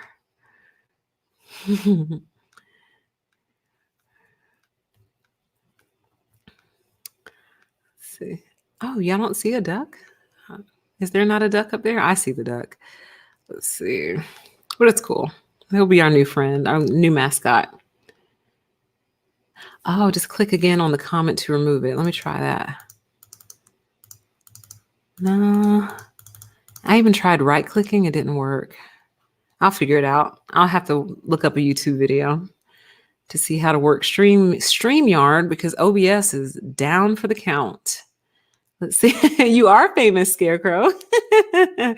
Congratulations. Let's see. All right. So now I'm around about 956 comments. Passive aggressive sabotage. People are nuts now. Yes, they are. It's like, and you know what? I saw or read or something the other day. It was talking about millennials, of course. And it was saying how millennials are especially cutthroat because competition is so steep. And I'm thinking, what do they mean? Like, you know, there seems to be jobs or whatever. But what they're saying is that, sorry for all this, I'm just fiddling. I'm trying to pick up something so I can fidget with it. They're saying that with the rise of automation and things like that, so many jobs are disappearing that the jobs that are left, people have to like fight for. And I was like, dang, I didn't even think about it like that. You know, they have to vie for these positions as so much gets automated away. So it makes them psychopaths. It makes them psychopaths. But what they don't see, and we've talked about this before, how their karma is coming and they eventually implode, is that in all this focus and psychological warfare, you're actually not running the business. You're not making any money. You're making a lot of really poor decisions that are costing the business money. You're not generating new products. You're not improving upon products because you're so focused in this interpersonal nonsense that eventually you end up going out of business. It costs so much money to hire, train, and get a new employee on board. It really does. So every time you do that, you're setting the business back for however long it took to do that. You can't keep doing that. HR is destroying a lot of you guys' corporations and you don't even know it. Let's see here. Because it's just so goofy, man. All right, let me keep going.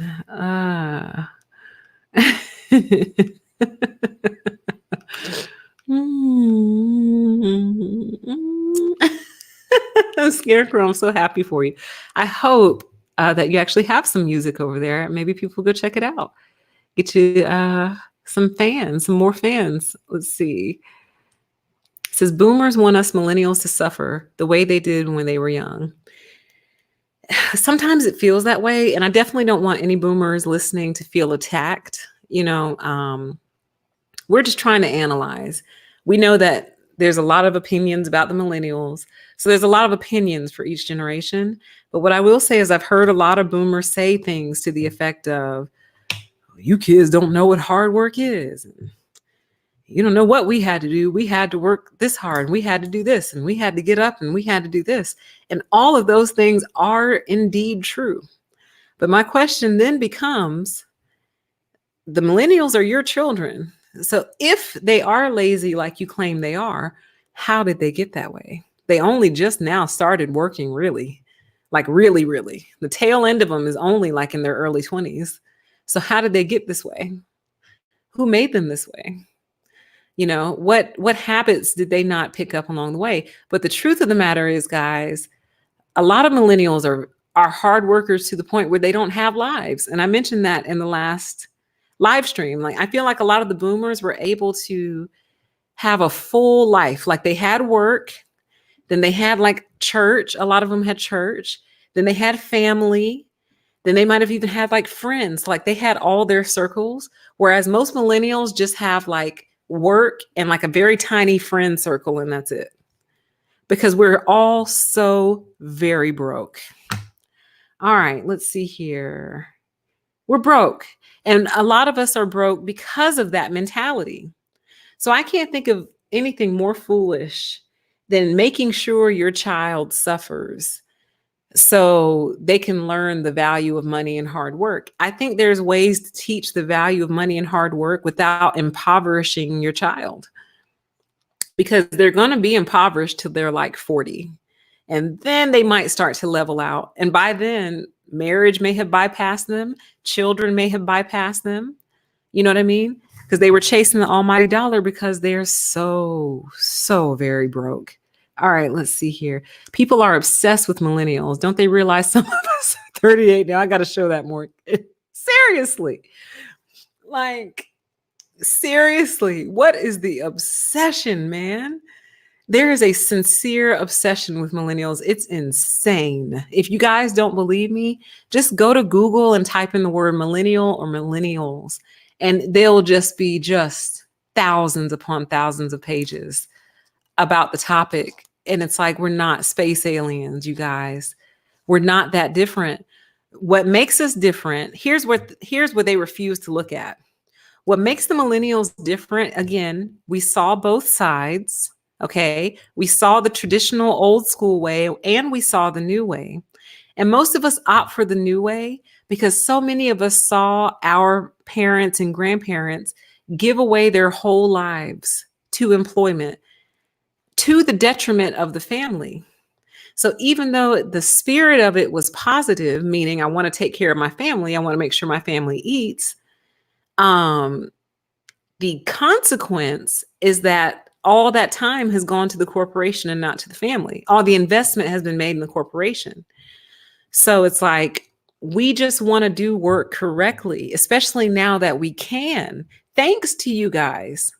Thanks to your contributions, we're now able to work smarter. Why wouldn't you want that? Don't you want to see us more?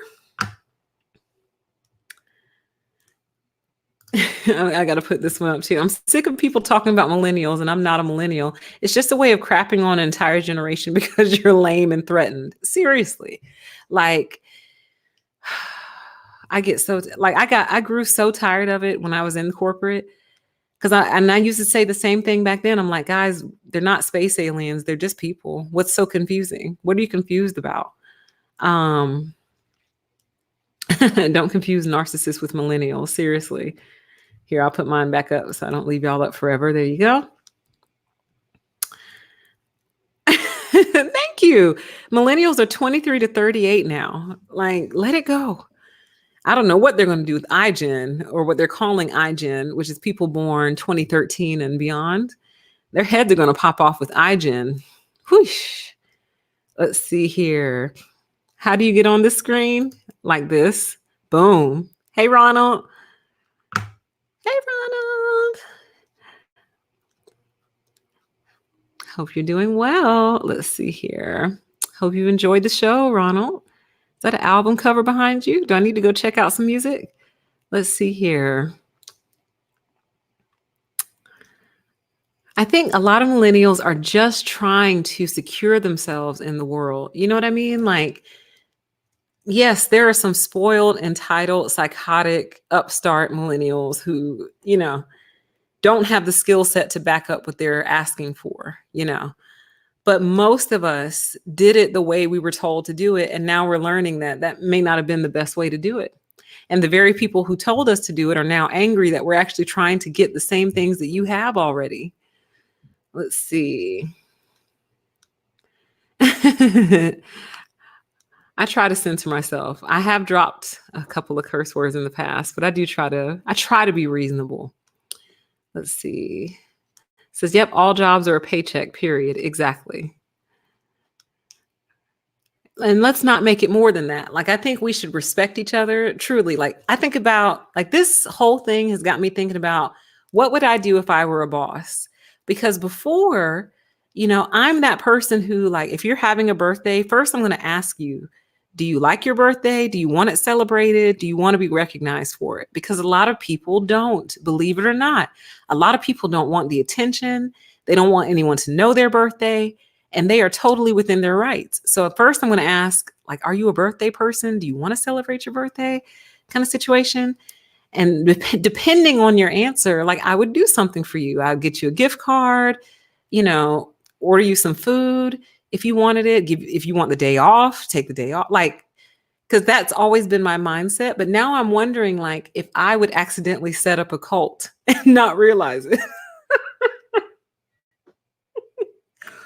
With the best of intentions. Like, with all the best intentions, just trying to make my coworkers feel valued, or not coworkers, trying to make my employees feel valued and appreciated in a way that they like, might accidentally set up a cult. Maybe, So I have to rethink like how I would approach that, because the truth is, while it's very sweet for your boss to give you a gift, really, that's for your friends and family. And it's such a weird thing to separate, because like I'm thinking to myself, man, if any of my bosses ever gave me gifts, I don't think I would ever leave. We discussed this in the last live stream. But if my boss gave me like sincere gifts, I don't think I would ever leave, because it just shows me that you care about me. But the truth of the matter is, there's a level of not personality, but there's a level of, I guess, personalization. I don't know what I'm trying to say. That should not be present in the workplace. Maybe this is why people keep getting caught up, because we're all so close and so touchy-feely, so close and yet so far. Somebody made a comment on the last live stream that said, it's funny how they want you to spend all this time at work, but then they don't want you fraternizing with each other. Isn't that the truth? They want you to spend all this time in team buildings and offsites and happy hours and baby showers. But then if you start to develop an attraction for one of these people you're spending all this time with, oh, that's completely off limits. That's a big no-no. Y'all got to make up your mind. You said we're family, right? How do you think families get bigger? All right, let's see here. All right, I'm around the 10:07 comments now.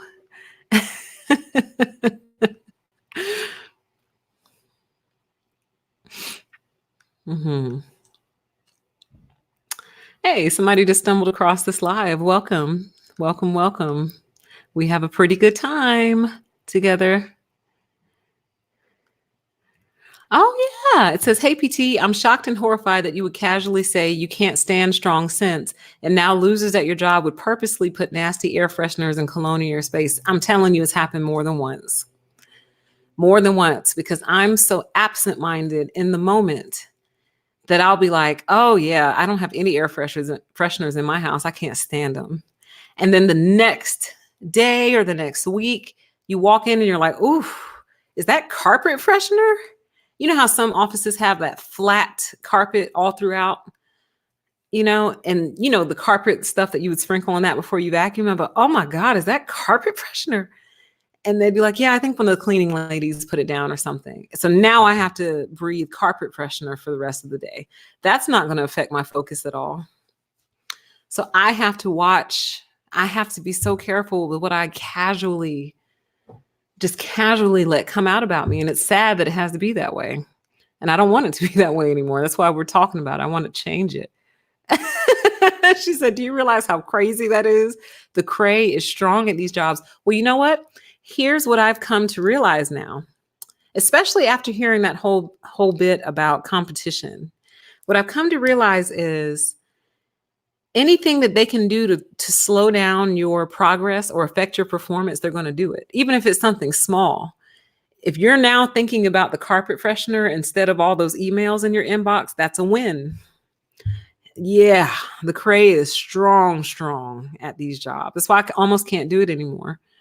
I almost can't do it. Like, until they fix this culture that I've come across more than once, I don't think I can do it, y'all.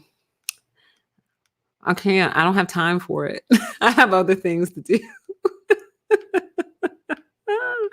I have other things. Let's see. So, so this is a major sidebar, often to the political, but it really makes the case for UBI, which is Universal Basic Income. And someone did mention this on the last live stream, so shout out to you. But it makes the case for UBI. For those who don't know what UBI is, long story short, it is a guaranteed payment that comes to you every month, no matter who you are, for a certain amount. It's not designed to be replaced, it's not designed to replace your full-time income. So it would be like $1,000 a month. It's not meant to replace your full-time income. It's meant to supplement it. So the theory would be, if you're working, you take it, either apply it to bills, save it, spend it, do whatever. But if you lose your job at least you know for a fact you can at minimum eat. You might lose the house, you might lose the apartment, but you can at minimum get a hotel for a couple nights. You can at minimum hopefully pay your car note and also not be tethered to an abusive workplace. So if you're somewhere that's super abusive and you know you need to leave, you know you can do that and you'll be okay for a little while you go find something else. Now, of course, oh, Ronald, let me get you off. Sorry. Let me change the screen here. Just put another one of mine up, do a chat. Let me scroll to it. Look at me learning Streamlabs. Uh-oh. Oh, sorry. I didn't mean to click you there. There we go. So I know that people who are against assistance programs of any kind are going to be kicking and screaming about UBI, and that is to be expected. And that is because we're having a tough time getting people who are against it to see the bigger picture. Yes, it's expensive, but what's more expensive? People losing their homes, people losing their cars, people not able to eat. You know what I mean? We're reaching another big argument for UBI is that we've reached a point of automation to where now so many jobs will be lost and can't be flipped quickly that people are going to need something to get by because there's nothing in their area. So you have to understand that a lot of people make the assumption that there's all these jobs out there all over the country, everywhere, and there's not. Some cities have been developed around a very specific industry. And when that industry goes out of business, those people are out of work. And if they've been doing that for 30 years straight, they can't flip it really quick and now go into software engineering. You see what I mean? Say, for example, if you've been a longshoreman, you have a skill set in that. You know what I mean? You're a talented, qualified longshoreman. And if they put your particular dock out of business or work, you can't then go flip and become a software engineer overnight. Now, can that person go to class, take some classes, learn software engineering, learn coding, and become that? Yes. But if you're 58 years old and you've been doing a certain industry for 30 years and now it's disappearing and you still have to work to support your family, you may not, I mean, you might have to, but flipping to another career at that stage in life is just not feasible for a lot of people. So with those things in mind, it really makes a strong argument for UBI. So I know some of you may not like that, but that's just how I feel. I think it would be brilliant for our society. Some of you may remember, God, this was a long time ago. This is when George W. Bush was in office, the son, W. He sent out like checks to everybody. Do y'all remember that? I think I got like a $600 check. I forgot what it was for. I think it was called an economic stimulus or something. So it would essentially be that just every month. All right, let's see. Where was I? We're going to wrap up here soon because we're coming up on the 2-hour mark. With no shoes. Are y'all talking about the CEO who would walk around the office with no shoes on? And you know what's so sad about the whole WeWork situation? I love WeWorks, but of course I would, of course all the razzle dazzle would appeal to me. But if you've ever worked in one, they're really cool. Like I actually love the concept. I'm kind of shocked that they managed to run it into the ground because it's actually a really cool concept. I think I know how to save it though. I'm sure they would disagree, but I think the way to save the WeWorks is you have to open it up to people who aren't necessarily small businesses, but also aren't like not small businesses. So for example, somebody like me. So you could rent me out a small little, I don't know, 10 by 10. Is that small? I don't know. 10 by 10 little room where I can just set up my computers, my monitors, speakers, microphones, and kind of produce out of that little office instead of my house. So it's like I'm not a small business, but I'm also like not a small business. And don't charge me as much as you would charge a freaking small business. They need to open it up to people who are like seamstresses, so people who sew. so they could have somewhere to bring all their fabric, their machines, their cutting boards, cutting tables, things of that nature. Open it up to people like that. So not randos, not like random people, but people who are actually doing something, but not quite all the way to small business level. That's how you save WeWork. But oh, look at that. I didn't know that. It says cults try to tightly control the sexuality of their members, just so you know. I had no idea. I didn't know that. Interesting. Thank you. Let's see. So I'm right around the 10-20 comments now. Let's see.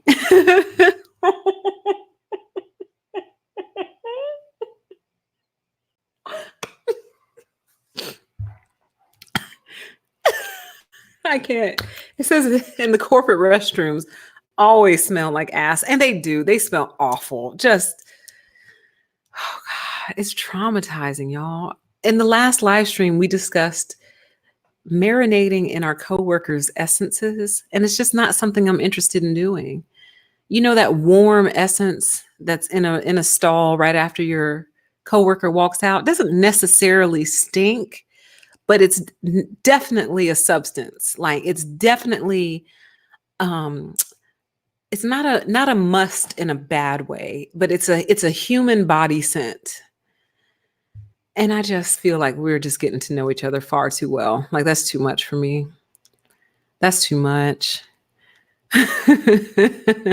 They do stink to high heaven. Good God. People don't courtesy flush. So it just cooks in there. And then they usually throw like an automatic air freshener in there to try to mask it all. So now you're dealing with the chemical perfumed funk. So now you're dealing with chemical perfumed funk and organic funk. I can't. Let's see. Let's see. Says I would blurt out everything I thought. That's how I got to work from home. Oh man, that is so funny. I can't take credit for that quote. That quote came from someone else. The cray is strong at these jobs. PTE 2019. That quote came from someone else, but that was a good quote. But thank you. Let's see. Working from home is awesome as long as you don't have psychopaths on the other end of the computer. So what I mean by that is if you're going to take a work from home job, something you need to know, for example, is how often they expect you to be on webcam. Now, some of you don't care. Some of you will not care at all. You'll flick it on, flick it off. It makes no difference to you. In that case, you are fine. But I will say, especially for women, and I'm sorry to be so divisive tonight with the genders, because I'm sure men also care about their appearance, I'm sure. But I know for a fact when it comes to women, we don't really want a camera in our face unless we are camera ready. You know what I mean? And if you're working from home, chances are you're not going to be camera ready all the time. If it's planned and you know it's coming up, then you might be able to get camera ready. But like if you're working at 9:30 in the morning, just getting started, and then your boss calls you and wants to pop on the webcam real quick, and you haven't even put on your eyebrows, like that's problematic for me. That's highly problematic for me. I can't do webcam every day. I can't do webcam sporadically. Like that's a question I wish I'd asked prior to some previous roles. Like, what is your expectation regarding the webcam? Because once again, my thing is this: are you paying to see me? Or are you paying me for my output? Because if you're paying to see me, I need a makeup stipend, I need a hair stipend, and I need a clothing stipend. And I'll look great every day. I'll look amazing every day. If you give me a clothing stipend, a hair stipend, and a makeup stipend, and a makeup stipend, I'll look great every day. But until then, no, girl, I'm not turning this camera on. God, why do you need to see me? Like, we're talking about a spreadsheet. Why do you need to see me? You know what I mean? Let's see. It says, agreed, I have other things to do. Like in the past, I'm gonna pop that one up. In the past, I told y'all about other thoughts that I've had, like, I think they're just paying us for appearances. But other thoughts that I've had are, I don't think these people like to go home. Like, I would just sit there and think that to myself, like, I don't think they like to go home. Turns out that they don't. They do not. Yes, I have other things to do, honey. And in the past, when I've been very forthcoming, a coworker might say, well, like what? What you got going on? And I might say, honey, I need to wash my hair. I need to take a nap. I need to run to the grocery store. I need to go wash my car. I need to clean my car out. You know, just basic stuff, but it's basic stuff for my life. You know what I mean? Like, my life still has to run on the back end. Remember, you are a small business, whether or not you have an LLC. Your life is a small business. It is a very small business, and your small business matters too. All right. Yes, research that UBI, you guys. And my whole thing would be this: for anyone who's against UBI, just donate yours to somebody else or donate it back to the pot. So if you're like, I'm totally against it, I do not accept it, no problem. You can either transfer it to someone else or put it back in the pot and let it collect interest. You don't have to take it. But I know people are going to kick and scream. They're going to kick and scream. But what you'll come to find is that humanity will always level itself out. So just because technology has changed does not mean that human beings have changed. We have not. And we've spent many years trying to force ourselves to be something that we're not. We've been trying to force ourselves to be these superhuman robots who can do anything, do everything. We never have any problems. Nothing ever hurts. Nothing's ever wrong. Everything is fine. And it is burning us out as a society, completely burning us out. So, and part of that burnout is this drive, push, drive from these corporations that has gone unchecked forever. So we're only just now starting to check it.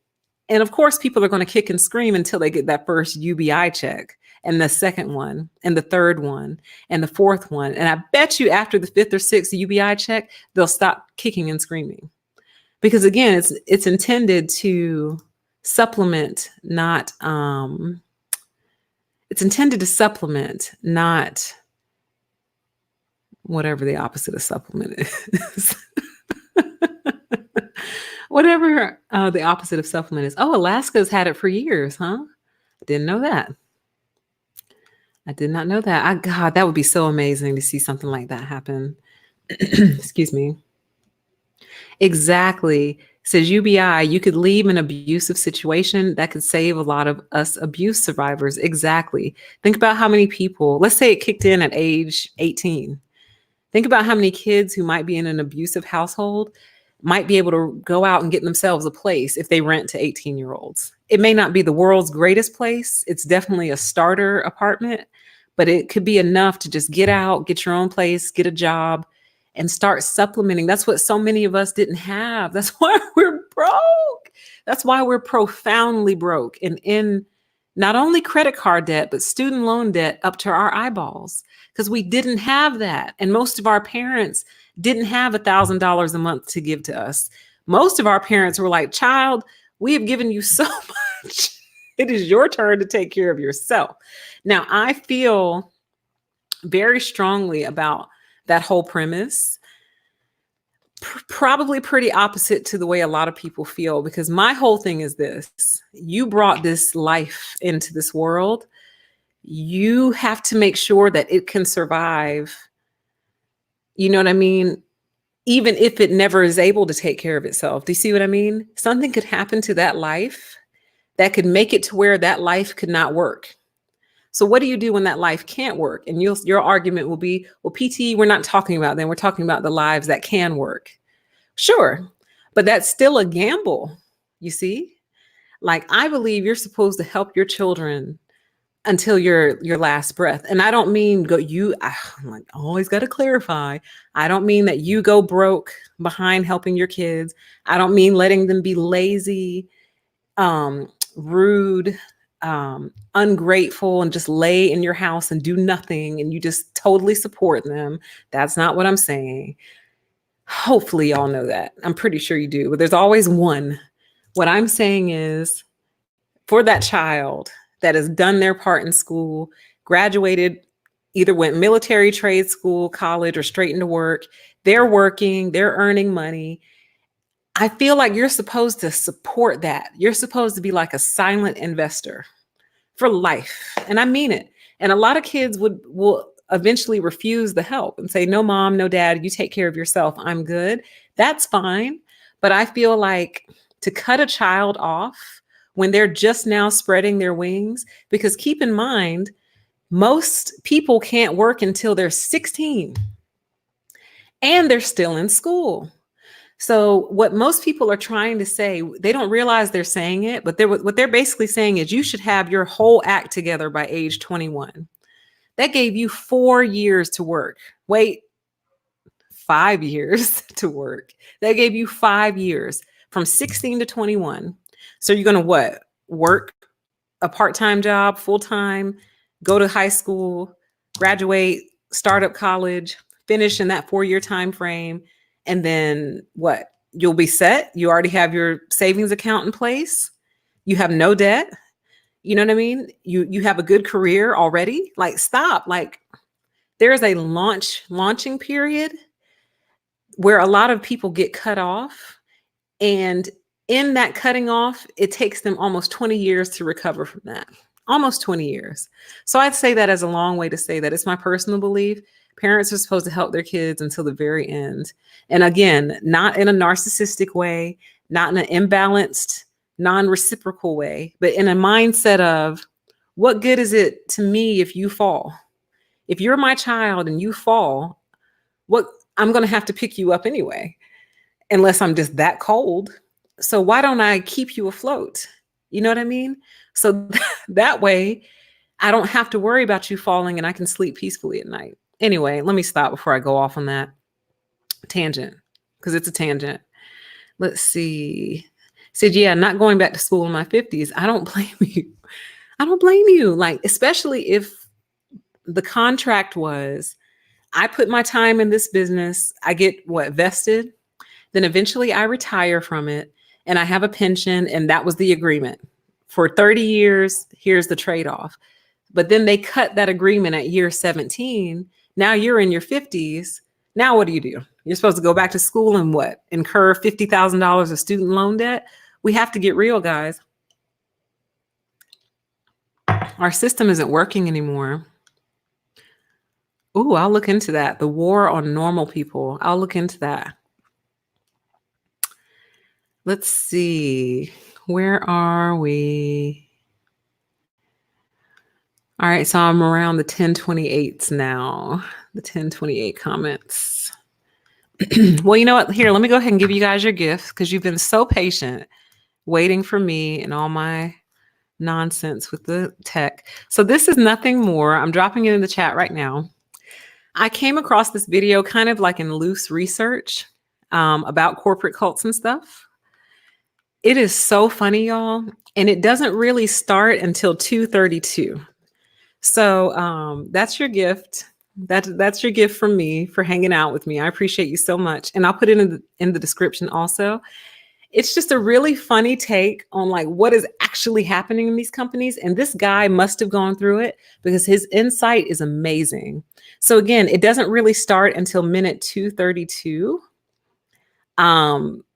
So the first 2 minutes, you're going to be like, why would she want us to see this? This doesn't make sense. Just hang in till 2:32 or just go straight to it. You'll see why I wanted you to see it. It is so funny.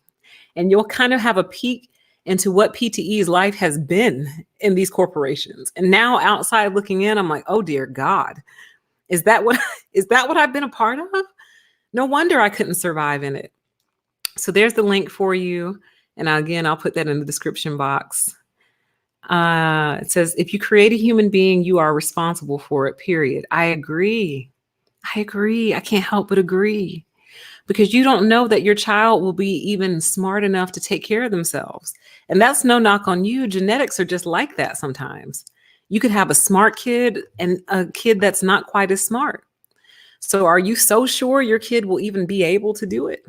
So that's a gamble you take. So if I have a child, Um, I'm going to try to do everything in my power. I'm not saying I'll be successful, but I'm going to try to do everything in my power to make sure I can take care of that kid for the duration of at least my life and hopefully beyond. And that's the least I could do for them. You know what I mean? Versus, I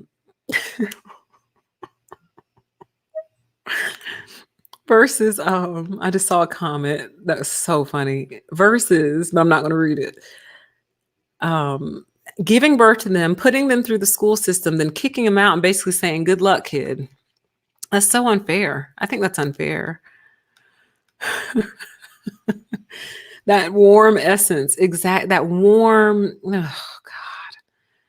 It's too close. It's too personal. That's what it is. It's stress sweat. That's what it is. Oh my God, that's exactly what it is. It doesn't exactly stink. It's not a stench, but you know it's human body. Like if you walked into it, you would be like, somebody was just here. Like somebody was just standing right here. I can smell them. And it doesn't necessarily stink, but it's very distinctly human. It's stress sweat. That's exactly what it is. And it lingers. That's too personal. Now your stress sweat is in my lungs. So now we're like part of each other. I actually worked for a guy, not a guy, because that sounds like a small company. I worked for a company where the CEO flat out told people, and I loved him for this, y'all. I thought I had found my company, y'all. I thought I had finally found my home in terms of like work, corporate work, because the CEO flat out told everybody, do not come to work if you're sick. We did not make out last night, so I don't want your cold. And of course, in the era that we're in now, I'm sure that would be viewed as a highly inappropriate comment. But the point that he's making behind it is so powerful. We did not make out last night, so I don't want your cold. In other words, we're not on that level of why can't I think of the word? Of intimacy. There we go. We're not on that level of intimacy to where if you're sick, now I'm sick because we're that close. That's not what work is for. Work is for work. So he would flat out tell people, do not come in here sick. And if you do, I'm sending you home. And he did, y'all. I thought I had found home base, but I was in the care, custody, and control of an absolute psychopath. And so it ended up not being home base. But I would work for him again, specifically that particular CEO, but I would never work for that manager again. So that made me sad because I really thought I had found home. Because my thought was, if he understands that, surely he understands the nuances of everything else. Because there are so many companies that just ignore that. You just let your employees come in here every day with the cold, flu. One guy had, it wasn't walking pneumonia. It was something else. If there are any nurses in the room, is there such thing as like bronchial pneumonia? Does that exist? It was bad. It was like a kick above walking pneumonia, but a step below full-blown pneumonia. And I understand that pneumonia is not contagious, or at least I believe. Now, y'all, any nurses in the room, y'all can correct me on that too, please. Oh my God. Sometimes when these dogs bark, they sound like they're getting like choked out. Anyway, that was totally distracting. I wonder if y'all will hear that in the playback. Anyway, it's my understanding that pneumonia is not contagious. That's not the point. The point is, I'm on a conference call, I'm talking to a customer or whatever, and all they can hear in the background is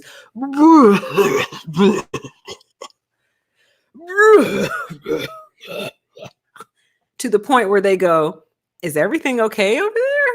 It sounds like someone's kind of sick. I'm like, oh yeah, it's going around. Because I can't tell the truth. Yeah, he's been sick for like 6 weeks. We've been listening to that for 6 weeks. And it's not that I don't have sympathy. It's that I want leadership to have the courage to say, take your laptop, go home. Your job is safe. Your job is fine. But you need to take your laptop and go home and stay home until you're better. And it's okay. It's okay. You see? But no one has the courage to do that. So instead, we're sitting in here with pneumonia, with mono, with walking pneumonia, colds and flus of all kinds, bronchitis. It's absolutely disgusting. It's disgusting. And we're asking people to give their best work in cesspools. And another thing I used to say to myself all the time was, I don't work in a hospital. I'm not a nurse. If I'm a nurse and I'm around sick people all day, that's kind of part of the deal. That's part of the agreement. I agree to that. Hopefully I have the proper equipment and tools to prevent myself from getting sick, to prevent spreading it. Hopefully everyone's on the same page regarding the spread, you see? So if I'm a nurse, we have protocols around sick people. I'm not a nurse, and I'm in this room, in this cesspool where things are getting touched. People are coughing on their hands and going to the break room, opening the refrigerator, touching on things. Like, we have to be a little bit more civilized, you guys. We've lost our civility in the workplace. It's a mess. And some people don't wash their hands. Exactly. They don't. And it's disgusting. And you watch it happen. You watch them sneeze on their hands, cough on their hands, go back to type on their keyboard, then get up and go to the break room and get coffee, touching all over the mug. It's disgusting.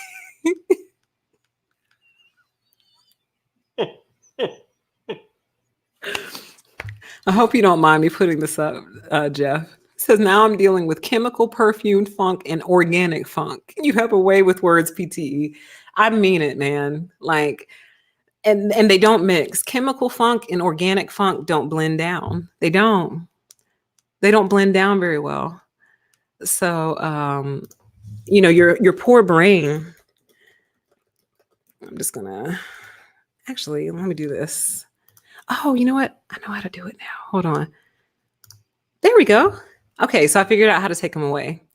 Your brain is in competition trying to figure out what's going on. All right, let's see here. We're wrapping up. We're coming to a close. Lots of comments tonight. This is pretty cool. Do you guys like this? Yeah, before we close, I'd love your feedback on this StreamYard thing. So this is different from what we've been using. Do you like this?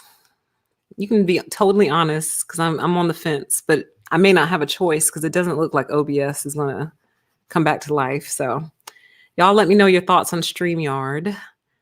Let's see. California starting UBI. Awesome.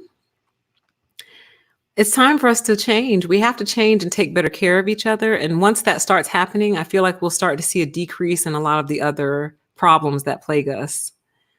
All right. It says, is that a book, War on Normal People? I think it is. It was a recommendation. So I'm not sure if it's a book, but I think so. All right, you guys. So we've been here for quite some time. I'm going to go ahead and wrap it up. I appreciate you guys so much.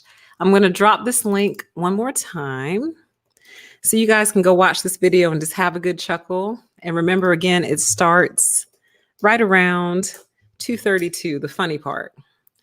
You can watch the whole thing, but the part I want you to see is from 2:32 onward. It's so funny. I should try to show it, but I won't. So I won't get a copyright strike. But you guys, thank you all so much. It's been fun. Thanks for your flexibility. And I'll be back again soon with chapters 4 and 5. And we'll just kind of work our way slowly through the book until we're done with it. But I hope you guys have enjoyed it so far. I hope you're getting a lot out of it. And I think what I'll do, since I can't set my timer, I'm just going to go on mute and leave you guys just a few more minutes. Let's see. It's 10:51 where I am. So we'll just go to like 10:56. Unless you guys are talking, I'll just let it run till 11 and then I'll close it out. Okay.